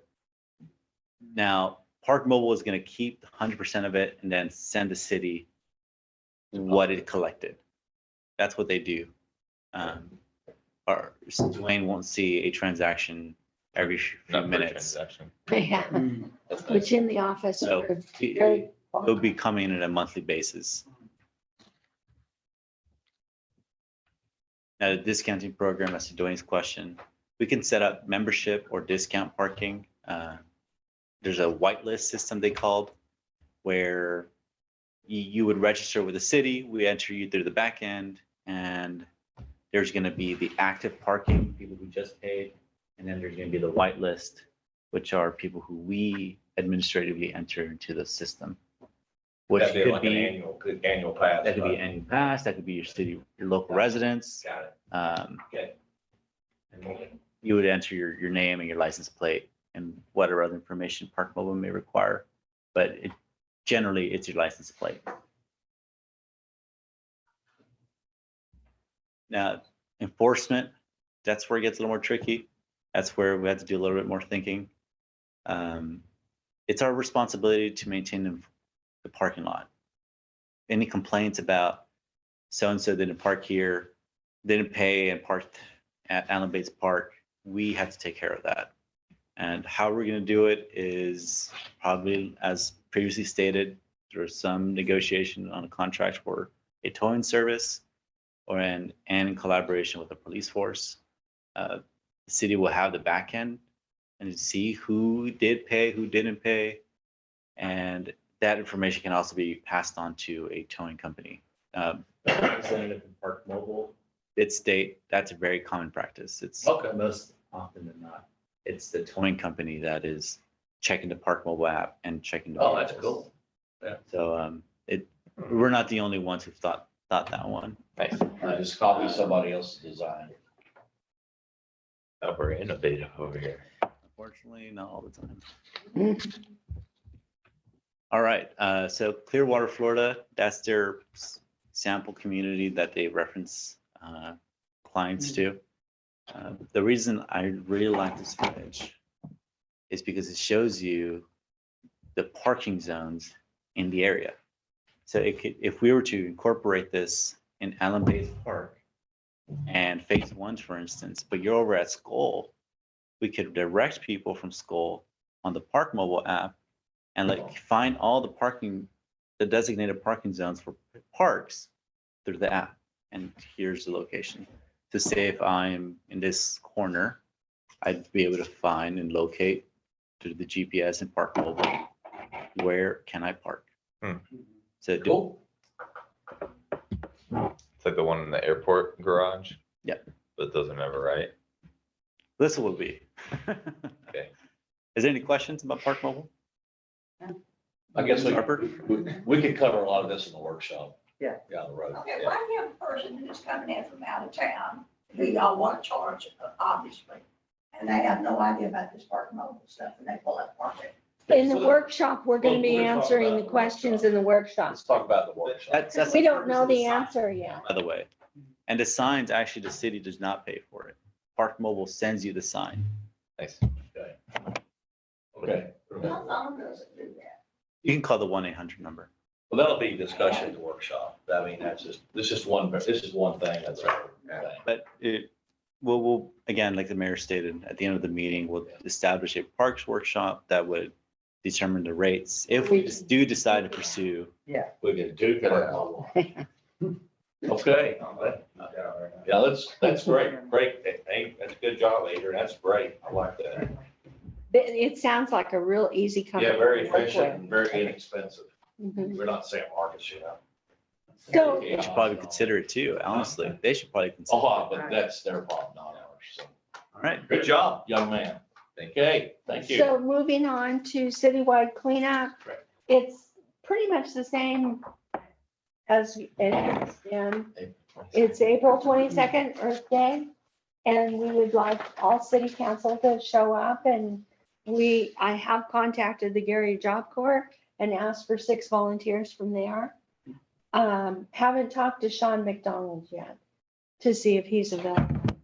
Can you? That's, Can I ask a Yeah. question? Can I we hate to ask say this, volunteers hate to from ask the a city? question here, Mayor. Yes, They don't allow, I mean, they're very limited. They're not allowed to bring in mattresses, box springs, that type of thing.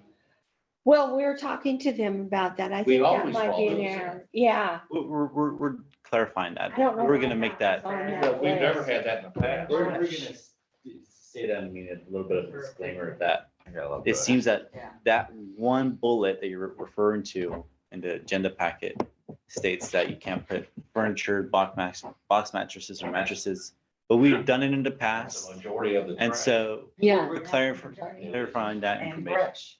No, we don't want brush in there. We don't want brush in the dumpster. We want it, no, we don't want brush in the dumpsters. Will this all come burn on your property? Yeah, right. We Or did do a bags of small amount leaves. of brush. But a A lot of small pieces. amount.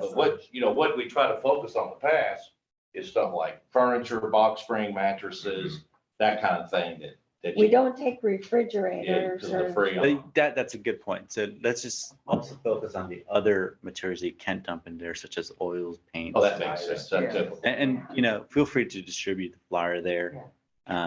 Like construction. We will clarify that. before we distribute that though, we've got to clarify And that one. I think construction that should be materials, taken out. concrete, that wood, not solvents and thinners, but that's a lot of construction debris, That's right. sheet rock, that type of thing. And the day of the citywide cleanup, we'll have this readily available at its final. Let's just do what we did in the past, that's pretty much. Okay. Yes.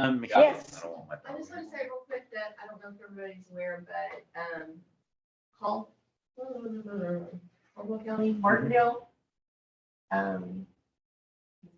Martindale citizens with a valid ID. Oh, yeah. Can now go to Yeah, Walmart, environmental, and dump for free. yeah, I put that in the utility bill last month. That's a hell of a deal. So that you guys can reference this to your friends and neighbors in the community. The location of the dumpsters will be by Allen Bates, passing Allen Bates Park on FM 1979 and Southeast River Road. In phase 3. Right. Are we gonna grade, you wanted to grade that out perhaps for parking in the future, but we might have to do a little more grading or to enlarge that because I don't know if we've had 8 dumpsters before. Yeah, that's what we did last. Yeah, This is actually the same exact map we did. Oh, last. it's the same Yeah, same places? thing. Okay. All right, so the animal thing, Sonia had asked that I put that on last time and then she didn't come. So I think I'll just talk to her privately about it. There is I think we put a little, the PASS program. That was suggested by the animal shelter in Lockhart. And a lot of times people are giving up pets that they own.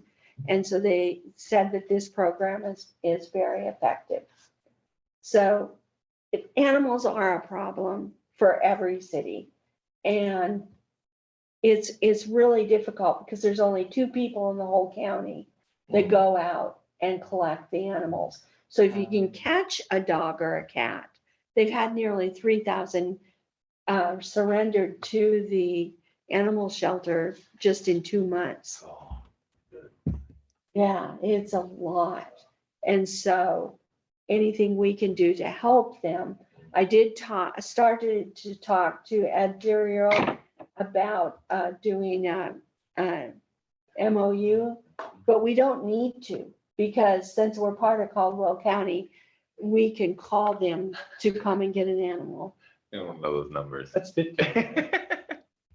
Okay, so there. But is it, real quick, is that PASS thing like a foster thing where you're fostering a pet so it doesn't go to the shelter? Looks like it goes with Facebook.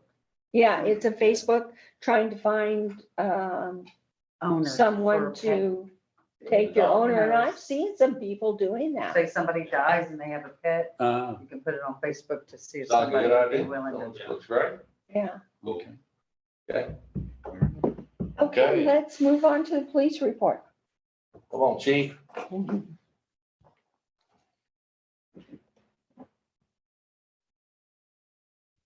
I love your police report. So there's our February information, 233 citations written, are different violations written. Out of that, 160 were citations, 73 warnings. We had our patrol activities. We had 8 animal calls last month, quite a bit. Again, just what y'all just listened to what y'all just said. There was 1 city ordinance violation where a citation was written. 17 park checks. I think that'll pick up as soon as the parks start picking up. Again, just drive by there. 23 calls for service, 3 incident reports.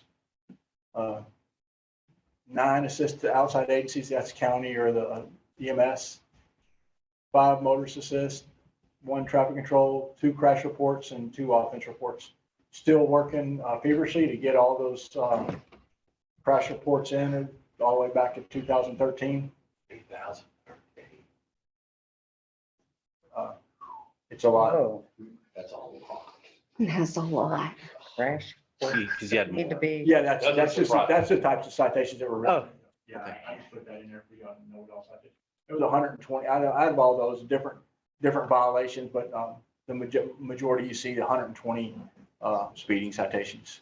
And some of those, like I say, some of those are warnings, so. Can you tell us what the ordinance violation, I mean, which ordinance was violated? That was a building without a permit.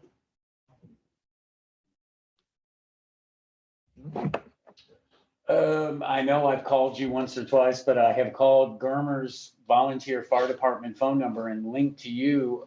Is it either on the City of Martindale website, or do people call the Caldwell County Sheriff Department? How do we get in touch with you, or how does the citizen? A citizen shouldn't call to get in touch with me personally, unless they need something here at the office and they want to come into the office and see me about something other than a call for service. A call for service, they need to call the Caldwell County Sheriff's Office and dispatch us to any call for service Okay, so call the Caldwell County Sheriff Department. and request. Yeah, because if you're calling me, you're calling me and I'm calling the on-duty person. Say, hey, can you go out there?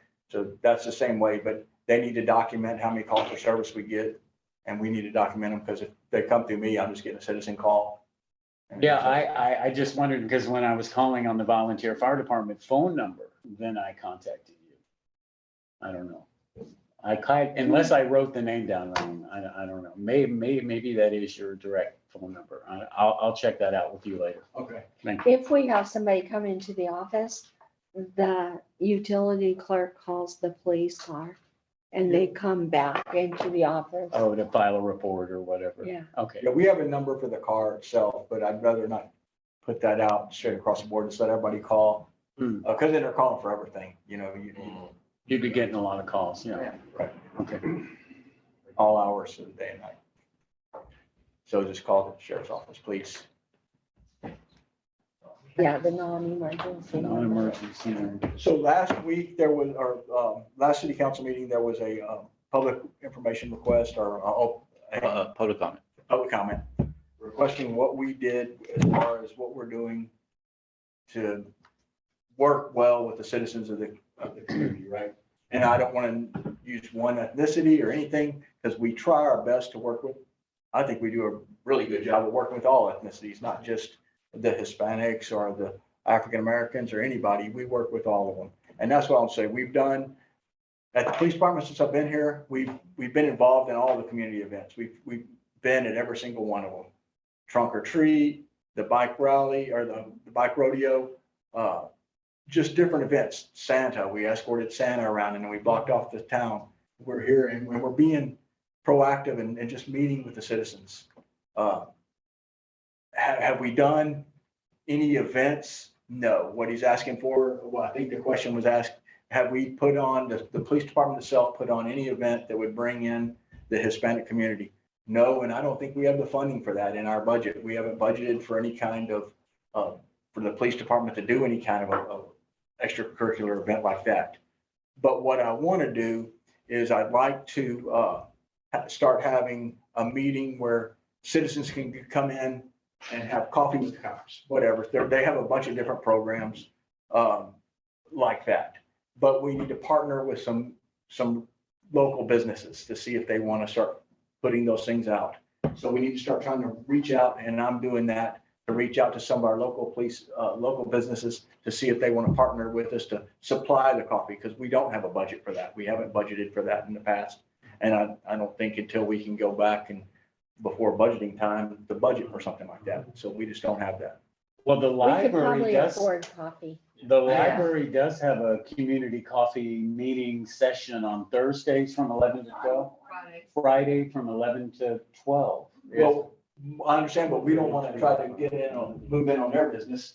That's their thing. We want to try to set up our own, because I think that's what, in the hiring process, that was one of the questions that was asked. And that's what I said I would do. I would have a meeting where we could come in and discuss these things and let the citizens just say, hey, on this night, the police are going to be here. So I don't have a problem doing that. Been trying to get all this backlog stuff done that we need to get caught up on. That's very time consuming. I'll just say that, but I still need to make this happen. So I'm going to start with it. I'm going to get with Adrian and get with the mayor, and we're going to put it together, and I'll have all the officers here, and we'll put it out. Just let the citizens come in and ask what they want. Would this be weekly or once a month? Probably quarterly. I think doing it that often, we'll see. If we get 100 people here, then we need to do it more often. If that's the case, I don't know what we'll have. So we'll have the first one. Like I say, I'd like to get with someone and have some snacks here, but I think it'd be beneficial if we do it that way. If we partner up with one of the businesses here, local business, that can provide snacks and so forth, and they can be present. So that's what I'm gonna work on. Appreciate making the effort. Good idea. Should we talk about the car on Northwest River Road? That was The recovered. Yeah. Corvette.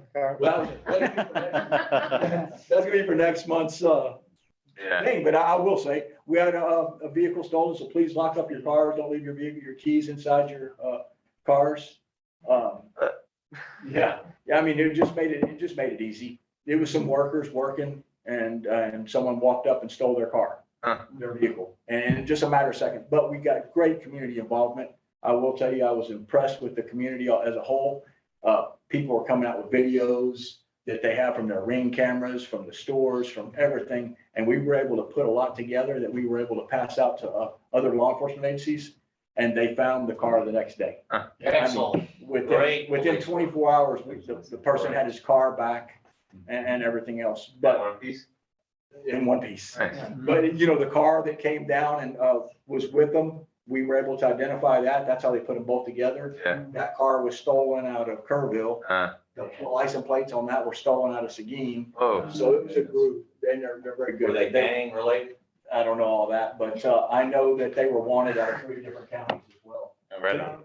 What was It that? was a good job. What was that statistic about? Maybe like a less than a third of stolen vehicles are ever recovered. I mean, to do it in a day's period is really fantastic. They're probably opportunistic, I saw that truck. Yeah, well, they were trolling, looking for a place, looking for any vehicle, and this guy just gave them the perfect vehicle. He was just a worker. He wasn't thinking, hey, someone's gonna steal my truck. This is a small town, and he had his keys sitting right there, his truck open. He was right there. Yeah, I mean, it was right down the road from your house. It was. Thanks for telling me. I'll leave the keys to my old truck when I'm hauling dirt. I won't do that again. Yeah, so take your keys, secure your stuff, even though we are a small, safe town, stuff job. does happen. Good job. Thank All you. right, thank you. Thank you too. Good job, Chief. Okay. Can you match that? Finance report. Can you? Yeah, so I'm gonna put a receivable on there for $138 million. Start asking that guy when we get it. Anyway, bank statement balance as of the 13th, a few days ago, you see 115,000 in the general fund, total at the bank and all of those little accounts is 207,000. 227 in the emergency fund. You'll scroll down to the total of the Public Fund Investment Act fund, $697,000 there. And due the comptroller, 296,000. So maybe we tell that guy, we'll sign your deal, but we want you to. Yeah. Immediately. No terms. I know bond money will pay that. Okay. I just had a quick question at the top of that page about a restricted fund. What makes the ability of a fund to be restricted and why isn't the You go park back. fund a restricted fund? Which one? All the restricted Court. funds at the top. Please. Like What makes it to the ability to be court restricted? restricted. Oh, gosh. Or police But if it's restricted always- I or? wanna, restricted means that it can only be spent on specific things, obviously. The court restricted, when a citation is written and the fine is paid, it's broken up in about 10 different categories. Some of it has to do with security, some of it has to do with indigent legal representation, some of it has to do with truancy, and all of these things, they have to be put in a special account that can only be used for those items. What I usually use that money for is software. The software that they use to communicate back and forth to the court, that's a big part of what that can be used for. Police restricted, every year they get $600 or $700 from the state that can be used for training. We just got this year's payment the other day. So that they could go to $4,000 worth of training, and I've got a little checkbook over there to pay for it. Okay. Okay, good. Thank you. All right. So here's the general fund. Is that right? Yeah, through January, $418,500 in revenue. 65% of the budget for the year. You can see the property tax obviously is the main source, but we're through what is that? 4 months. So a third. What's that? A fourth, Right. If it's 4 months, a third. Yeah, 4 divided by 12. Yeah, a third. So the percentages on the right column, par is 33%. So you can see that we're ahead of the percentages on just about every line so far. The only one that's under is what, franchise fees? Maybe, who knows? That's those fees come mainly from Bluebonnet Electric for the right to sell their electricity here, and Time Warner Spectrum Cable for the right for cable. And I know that Spectrum only has to pay quarterly, and that may be why it's a little off at this particular point. Personnel expenses, you see that subtotal there is at 30.6%. So that is under the 33% year to date. Operational expenses, some of those are a little over. In total, how are we doing? We're doing okay. 33.4%. You see, and then down into other expenses. Contractual, how are we on that one? Oh, 32.7. So yeah, we're good. It looks like pretty much on everything. 220,000 excess revenues over expenses so far. You can see in the next column, that's budgeted to end at 0 by the end of the year, but we usually have an excess. So here's checks that were written in the last month out of the general fund. You see that $500 there to the county treasurer? That's for the dispatch. People should call the dispatch. I don't know if you really call the sheriff's office or if it's just 911. It's the non-emergency number that's on the website. So we pay for that every month. $500 a month. And there's additional fees if they actually arrest someone and book them. It's like $50, so it's not. That's a racket. All right. See that big 26,000? That's the state's cut of the ticket revenue for the prior quarter. Huh. And that's how that big, debt racked up is they didn't pay that for a long time, evidently. Way before our time. Right. Oh, yeah, a long time. Good to know.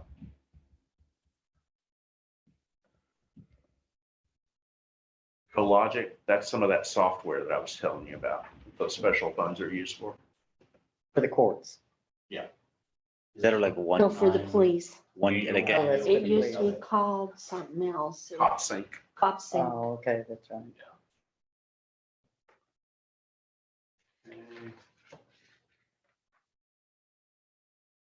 Tech stack, they charged, the police had to go somewhere and Yeah, they charge And us they- a total fee. charge the firemen too. Is that right? Yeah.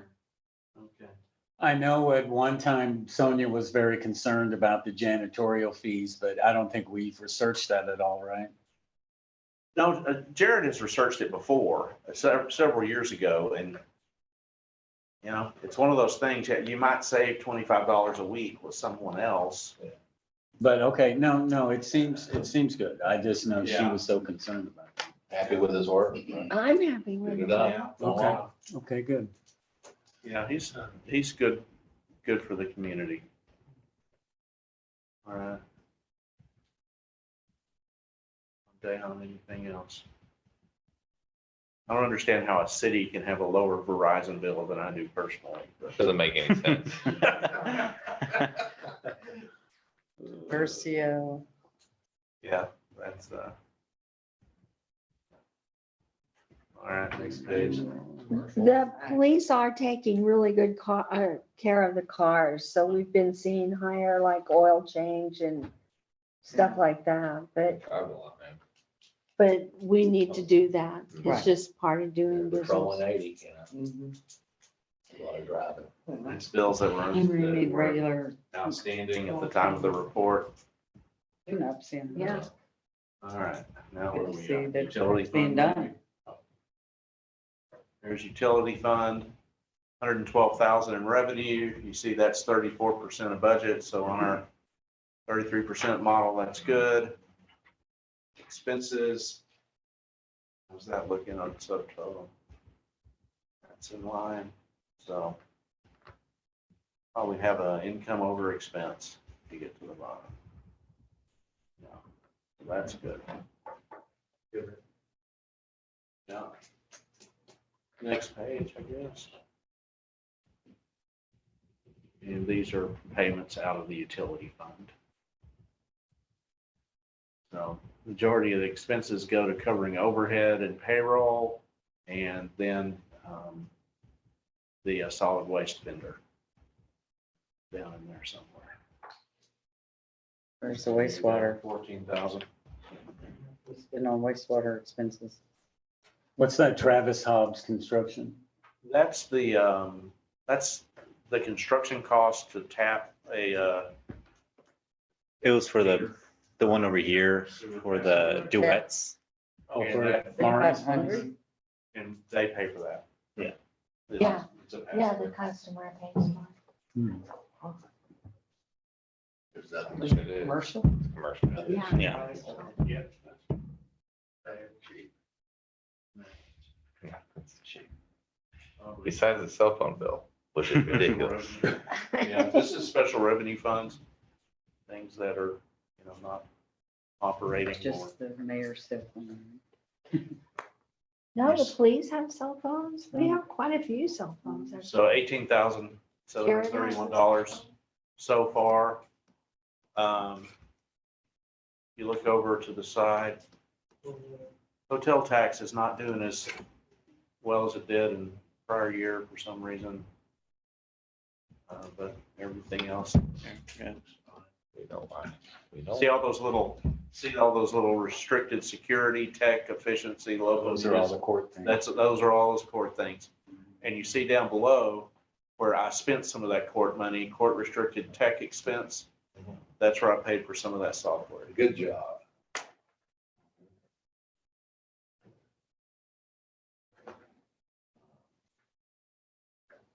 Oh, all right, let's get to Pete now. Okay, thank you. Thanks, Wayne.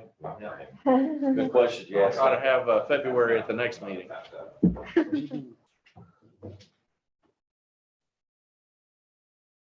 Okay, Pete, I'll be kind of brief because I'm backlogged a couple of months.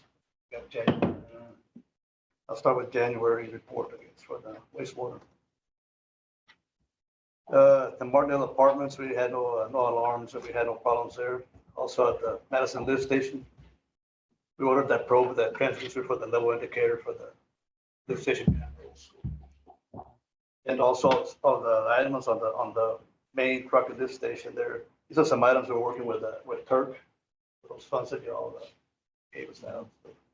We're still working on those things. And we, at the Martindale Apartments, we, I know that pond system, not at the wastewater plant, we pumped a couple of days of effluent because it's kind of wet still out there on the field. So we got to let it dry a little bit. And we collected our monthly samples, and the pH is doing pretty good right now. The temperature of the water's been kind of saturated a little bit, so it's keeping kind of below 9, so it's doing pretty good. And also we recorded all our influent readings and calculated flows, and also checked the pH on a daily basis from the ponds. We checked all the wiring, panels, and there's some things that we need to do, and I have to discuss this with the mayor. I guess we'll talk someday. So it's about to clean out the wet wells and the lift stations because they have a lot of debris in it. So it's just part of maintenance. So we also need to clean the sewer lines. That's another thing that we need to do. A little thing.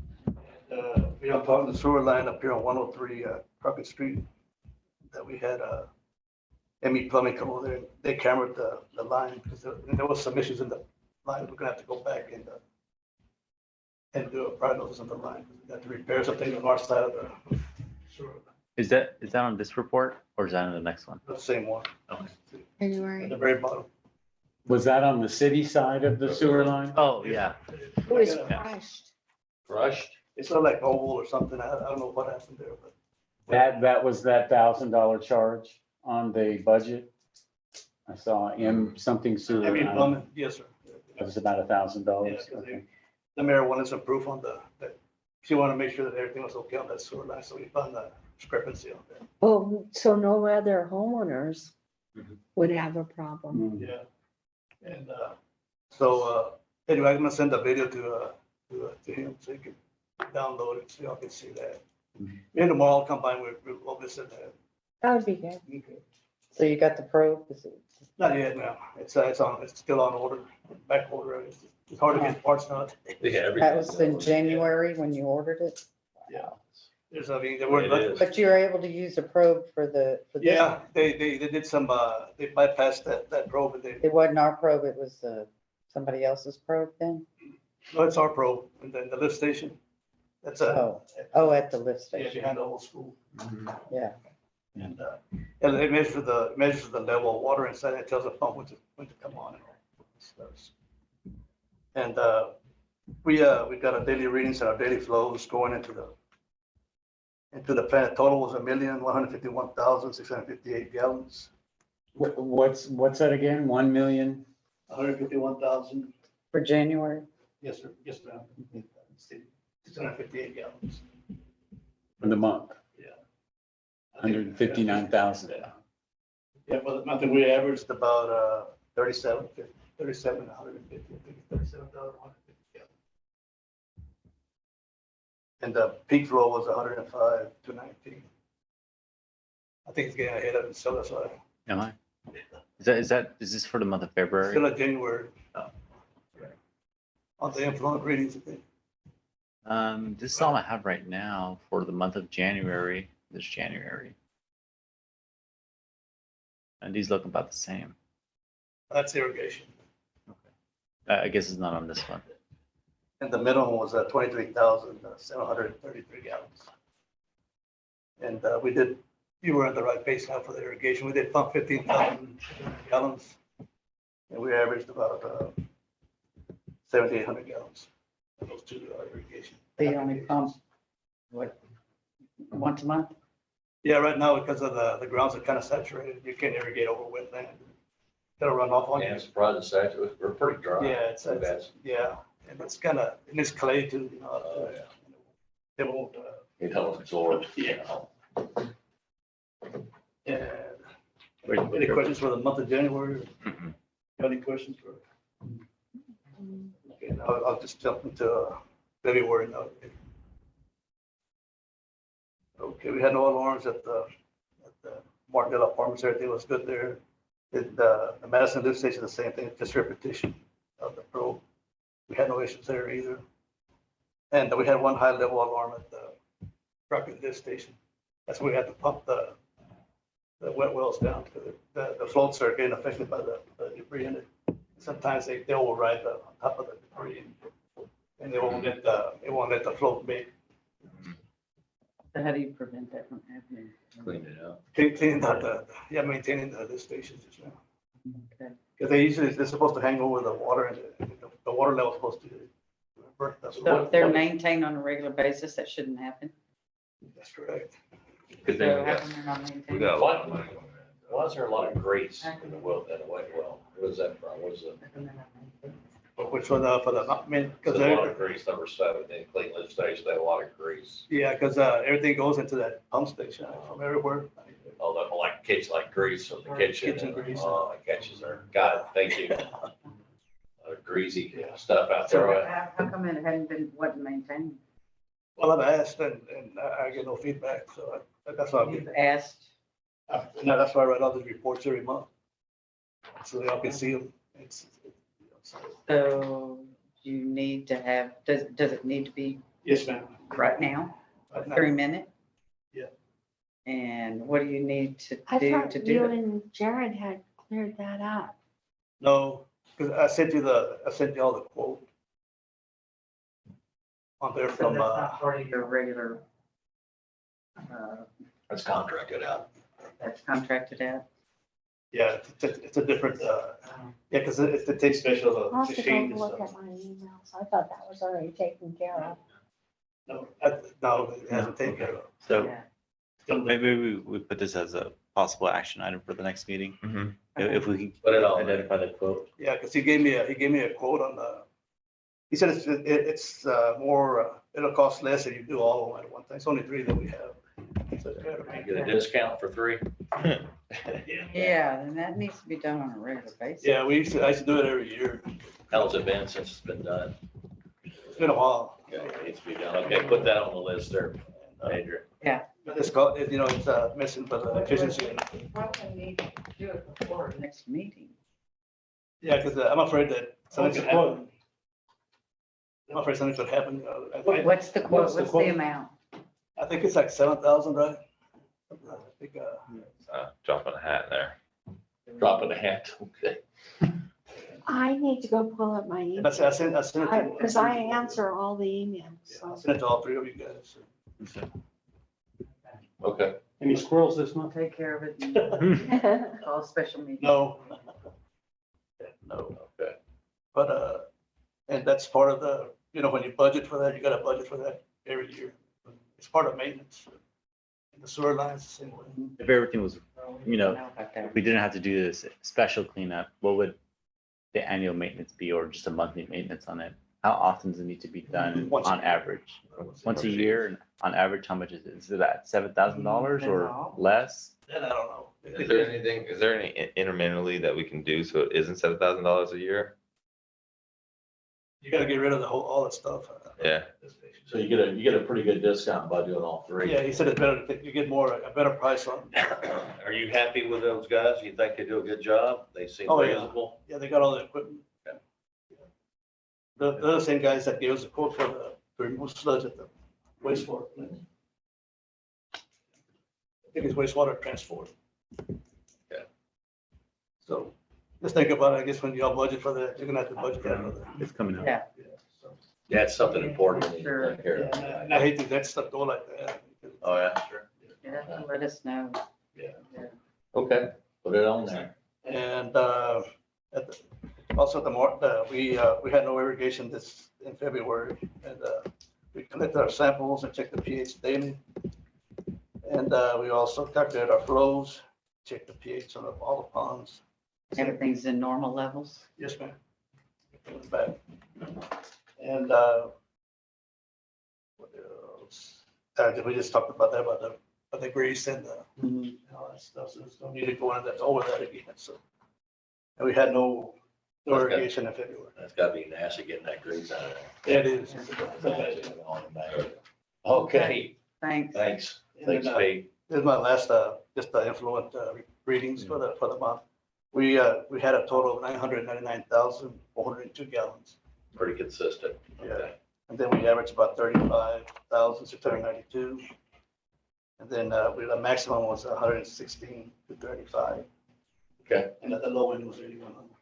Yeah. Great. And you liked how the grass was cut at the plant this last time? Did you see a difference when it was done this time to the person that? Yeah, we had no broken pipes.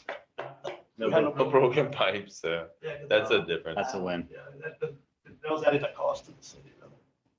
Good. And I want to tell you guys that I don't like to waste my money just to waste it, you know, with the city. But I'll tell you also for a reason. Oh, man, that's very important. I agree. Okay. Appreciate it, man. Thank you, Pete. Good job. Thank you. Thank you. We were so long, but Sorry about this long meeting. It was good. it's all right. All right. Have a good night. Well, All see you right, tomorrow. Next time we'll put you ahead of the line there, you know? That's not a problem. All right. All right. Oh, thank you. What we got? Do we need to go into executive Yes. session? Yes. Do you want to? Oh, that's next on the agenda, or you want to wait till the Yeah, end? that's the next item, to go into executive session to discuss the Walton permit. All right, why don't we save that till last, and let's go ahead and do the Up to you guys. regular, well, just for the people the two people that are sticking around. Well, And people. Are we gonna have time to do all the new business agenda? Maybe so. I mean, It's the a lot. rest Yeah. is. It's well, actually, some of them are gonna go very fast.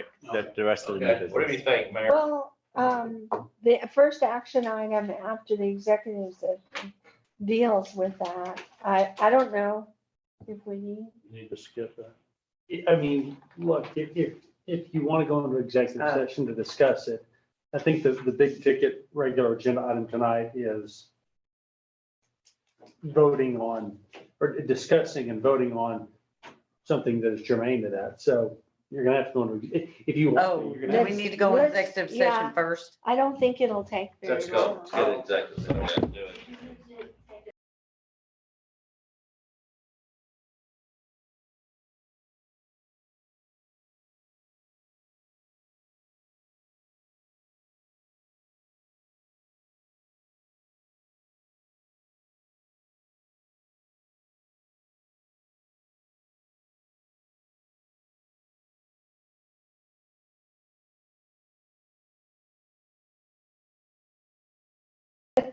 Okay, so it's 9:47 and we will resume the regular city council meeting. 1 second, let me get the computer stuff going.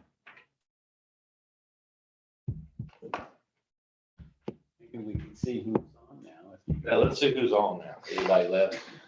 See, it's not only, And see, there's it's not nothing. only me. There, look. There's Thank you. nothing to be done. Yeah, There's no thank you. action. But I have to bring it out. Nose. You already know who's on. Nobody has- Who's that guest? You don't know who that guest is. Yeah, you better go, IP, you better figure that IP address out. Thank you. Thank you. Get this going. Camera's a little wrong. Okay, are you ready? Hold on.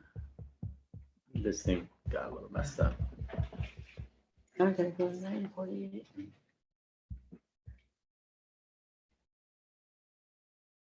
Is it moving? Last time my rake was ever used.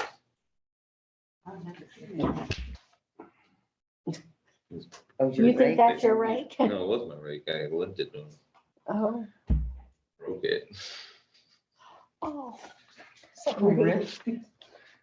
What was that I'm bringing the for? receipt to the city. Was that a park? She said. Is that a park? Yeah. That's why we have people bring their own equipment. I think we're good now. Okay, so it is now 9:49 and we will resume the regular city council meeting.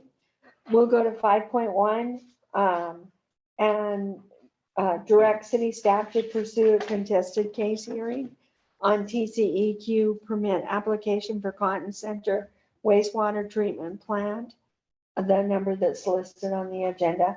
And no decision was made during the executive session. So we will move on to 5.2.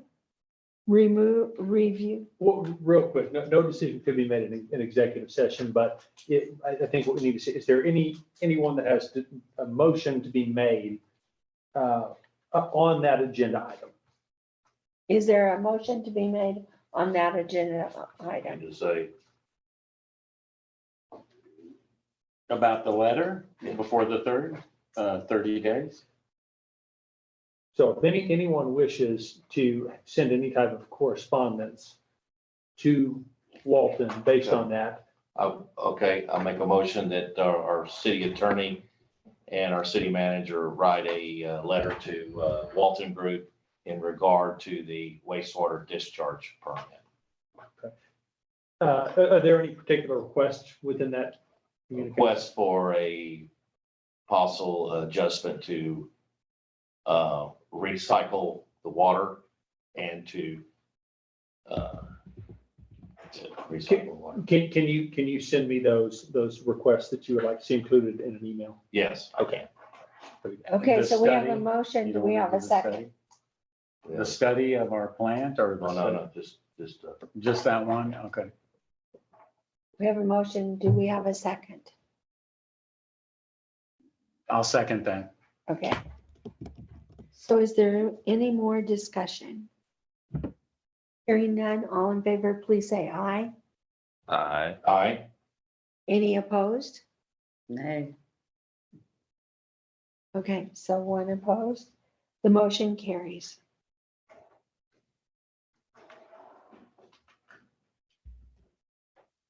Okay, 5.2, review applications for positions to serve on the Martindale Advisory Board and Commissions. So Korey Roholck put on his application that he was willing to serve for the Historic Commission and also for the parks.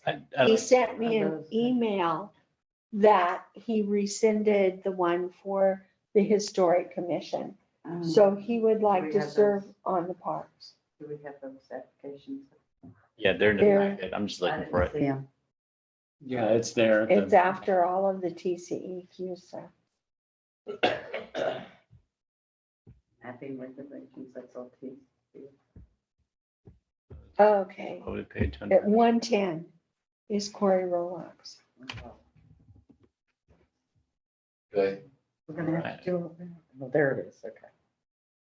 I mean, Korey is good because he, number one, he withdrew from the historic committee and he does live in one and have two of the most historic homes in town. But I'm just thinking about his schedule with him being a pilot in Alaska and how much time that he spends there. And will he have the ability to attend the meetings because of his fluctuant schedule when he's gone so much and then he comes here for maybe a few days and then goes. So Do they have a? Well, with the new We do Zoom. ordinance, yeah, You can zoom in. he can zoom in. Oh. and with the new ordinance, if they miss 3 meetings in a row, they're not on. But if they can zoom in, that counts as being attending, right? That's right. I would believe so, yes. As long as the majority is. Okay, well then that settles it with me then. That I'd like to seems make a fine. motion. Make a motion. I'd like to make a motion to accept Korey Roholck's application for the Martindale Parks Advisory Board. I second that. Okay, we have a motion and a second. Any more discussion? Hearing none, all in favor, please say aye. Aye. Aye. Any Aye. opposed? None? Okay, so the motion carries. Okay, so we're gonna go ahead and skip the next one because he has withdrawn from, Korey. I got it backwards, sorry. You already did. He withdrew. Withdrew from the Historic Commission, so I'm writing my notes in the wrong place. Jan, I think you should make the next motion. Okay, so we do have Randy Bunker is putting an application to be on the Historic Commission. And do I have a motion to accept his application? I'll make a motion to accept Randy Bunker is to be on the Historic Commission. Okay, I have a motion. Do I have a second?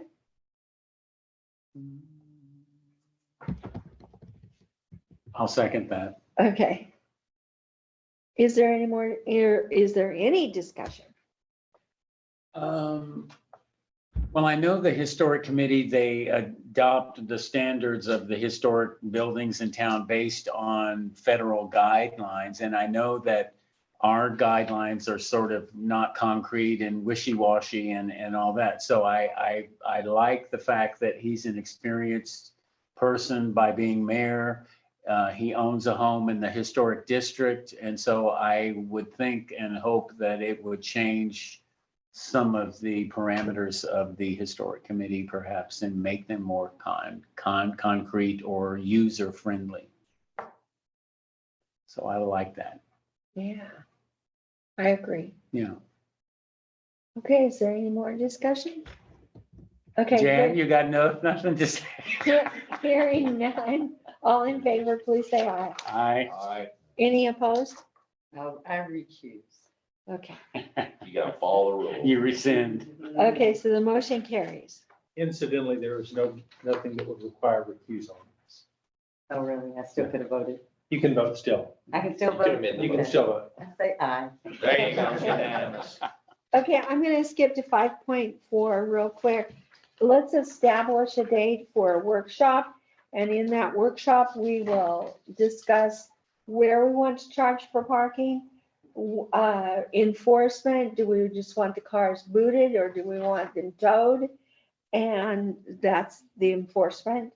And how much do we want to charge for parking? So who wants to propose a date for a workshop? Go ahead, Mayor. I really haven't thought about it. What? We did the last one on a Saturday morning. Is next week, right? No, week after next. The 30th? No, it's the 6th of April. Oh, man, we got 3 weeks. Yeah, so we can, You want to do it in between that? yeah. That'd be good. I don't know. Yeah. You're the working man. I mean, I'm flexible nowadays, boys Uh-oh. and gals. It can't be this Saturday because we don't have time to post the You want to go on the Notice. weekend? What did we do? We did it on a Sunday morning last time, right? It was Saturday. Saturday morning? All right. That's good for me. Saturday morning, next Saturday morning, not this, but next. The 25th. I won't be here. Wait a minute, I'll be leaving, wait a minute, hang on. April, we're talking about March. March 25th. I'll be leaving I'll be leaving 26. Okay, I can make Saturday. I have a concert on the Friday, so I'd rather go a little later. Oh, What day you're- was that? Andy, Saturday, March 25th. Easter is the 9th of April. 25th is no good for people? Is that? No, this is good for me. I mean, what time you want to start? 10 o'clock? 6:30? Start in the evening? You just stay up. Okay, make it 7. Just kidding, come sweet. Okay, so I just have a quick question though about this. Is the parking in the parks or Wait, had? this- had we're we- gonna- Well, that's what we're Oh, gonna decide. that's the one That's what thing we're that gonna that you decide. did mention. Yeah, the designation of protected parking space. Are we gonna include the Skull We're Bridge? gonna talk about the workshop. Okay. Yeah. So what time, is that okay with you? 10 a.m. is good? How about 9? That good enough? That too early for you? 9:30, compromise. All right, That's what happened last time. 9:30. Yeah, that's actually- 9:30. Is that fine with you, Can we Jimmy? just have that same discussion? What? You don't want to go? Are you gonna go? Sam, now you have to attend. You're the park guy. You're gonna be, Yeah, I mean, I should, yeah. you should, you better. Oh, what's this shit stuff? Yeah. Well, this will. will be for the public also. Yeah. April, It'll be a workshop. Yeah, April 25th. No. No. Was it? No, it's March March 25th. I have family in town. March 25th. Is you, that okay with you? Mr. Yeah, Glenn? yeah, March 25th, I think. I think I We should could do it different. My sister. Should we do a different day so you can attend, You can Jan? bring her with you. You wanna do a different day, Jan? Maybe. No, she doesn't I want have to do it. family She in doesn't want to do it. She's gonna have family in town for the next couple of weeks. What about Sonia? Our terminals. To the end of the year. And it's a little bit late to text. Well, let's just, I think we need to get this roll. You know what? I think one. So, wait a minute. So we'd have a quorum. We'd have 3 of us here on the workshop. You need a quorum for work. Yeah, do we need a quorum? No. No. No, but it would be Be nice good. to have as many as possible. Well, what about Sonia? She might be able to come. Well, we Well, need, we do we that. About 3 of us. Okay.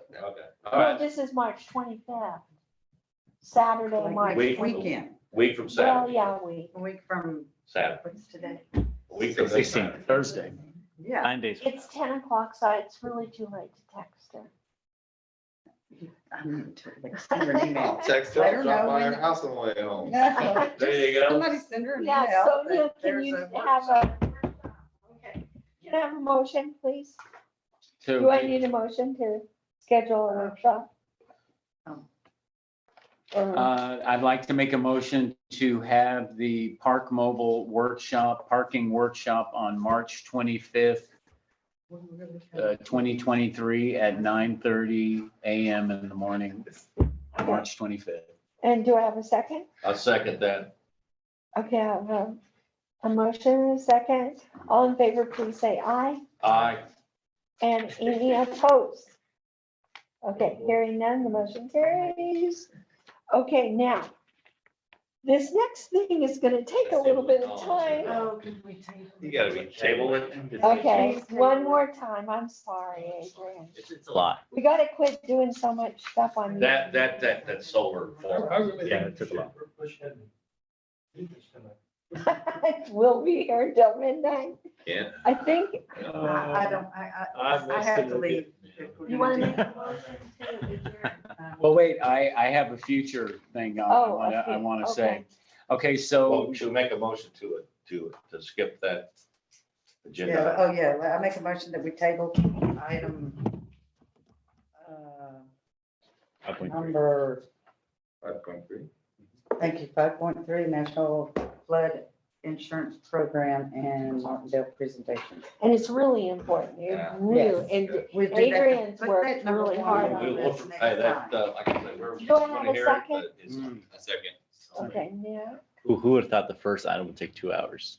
Yeah, we should have moved Yeah, that we- along a lot sooner. That We was- There's a lot probably of should put questions. that in. There was a Kansas. lot, there was a It lot was of, good. there was a lot It of was- questions there. Okay, all Okay, in favor, well, please say aye. wait, two, okay, aye. Sorry. I'm going to say Aye. second. I did. Okay, good. This is going great, guys. I'm just going to say for future agenda items, two things. Well, we didn't take a vote on the motion. Oh, okay. 5.3. All in favor, please say aye. Aye. Okay, that carried. Okay, now you can do future items. Okay, I had a concern expressed to me that the Martindale market on Sundays, there's no signage out on highway to direct people to come here. Can we talk about using part of the hotel tax to make signage for appropriate things that come up? The hotel tax must encourage. It has stay. heads and beds. Heads and bed. Oh, It's okay. only a one afternoon thing. Okay, and then, okay, so I that's. need Nick's help on that. I'll talk to you about that later. Okay. And then I don't know when the library contract is coming up, because I know the last time the city council voted on it, it was for 3 years. When does the reinitiation of the money for the library come up? Good point. I think it's in May, but I can't, No, I don't have it's in a. October. Is that? Well, let's check on that. Should the contract? Or then it's we a need to- calendar year. Because we would need to set the contract so we can budget it ahead of time. I was gonna wait until they came to us. I'm surprised you brought it. But yeah, it's. Well, we can at least review the contract. I think Yeah. so. I think we should. Yeah. Because people concerned about the When monies. people want money, I'm stingy. You're proposing like that park- we parks then and later libraries. review current standards. Well, we'll see if we want to have it for 3 years or 1 year, or that's what we would talk about. That's all. So Make a motion. let's make a motion. I make a motion that we adjourn. Second. All right, thank you, All in guys. favor? All in All favor? right. Oh, all in favor, please say aye. Aye. Any opposed? Where's Matthew? What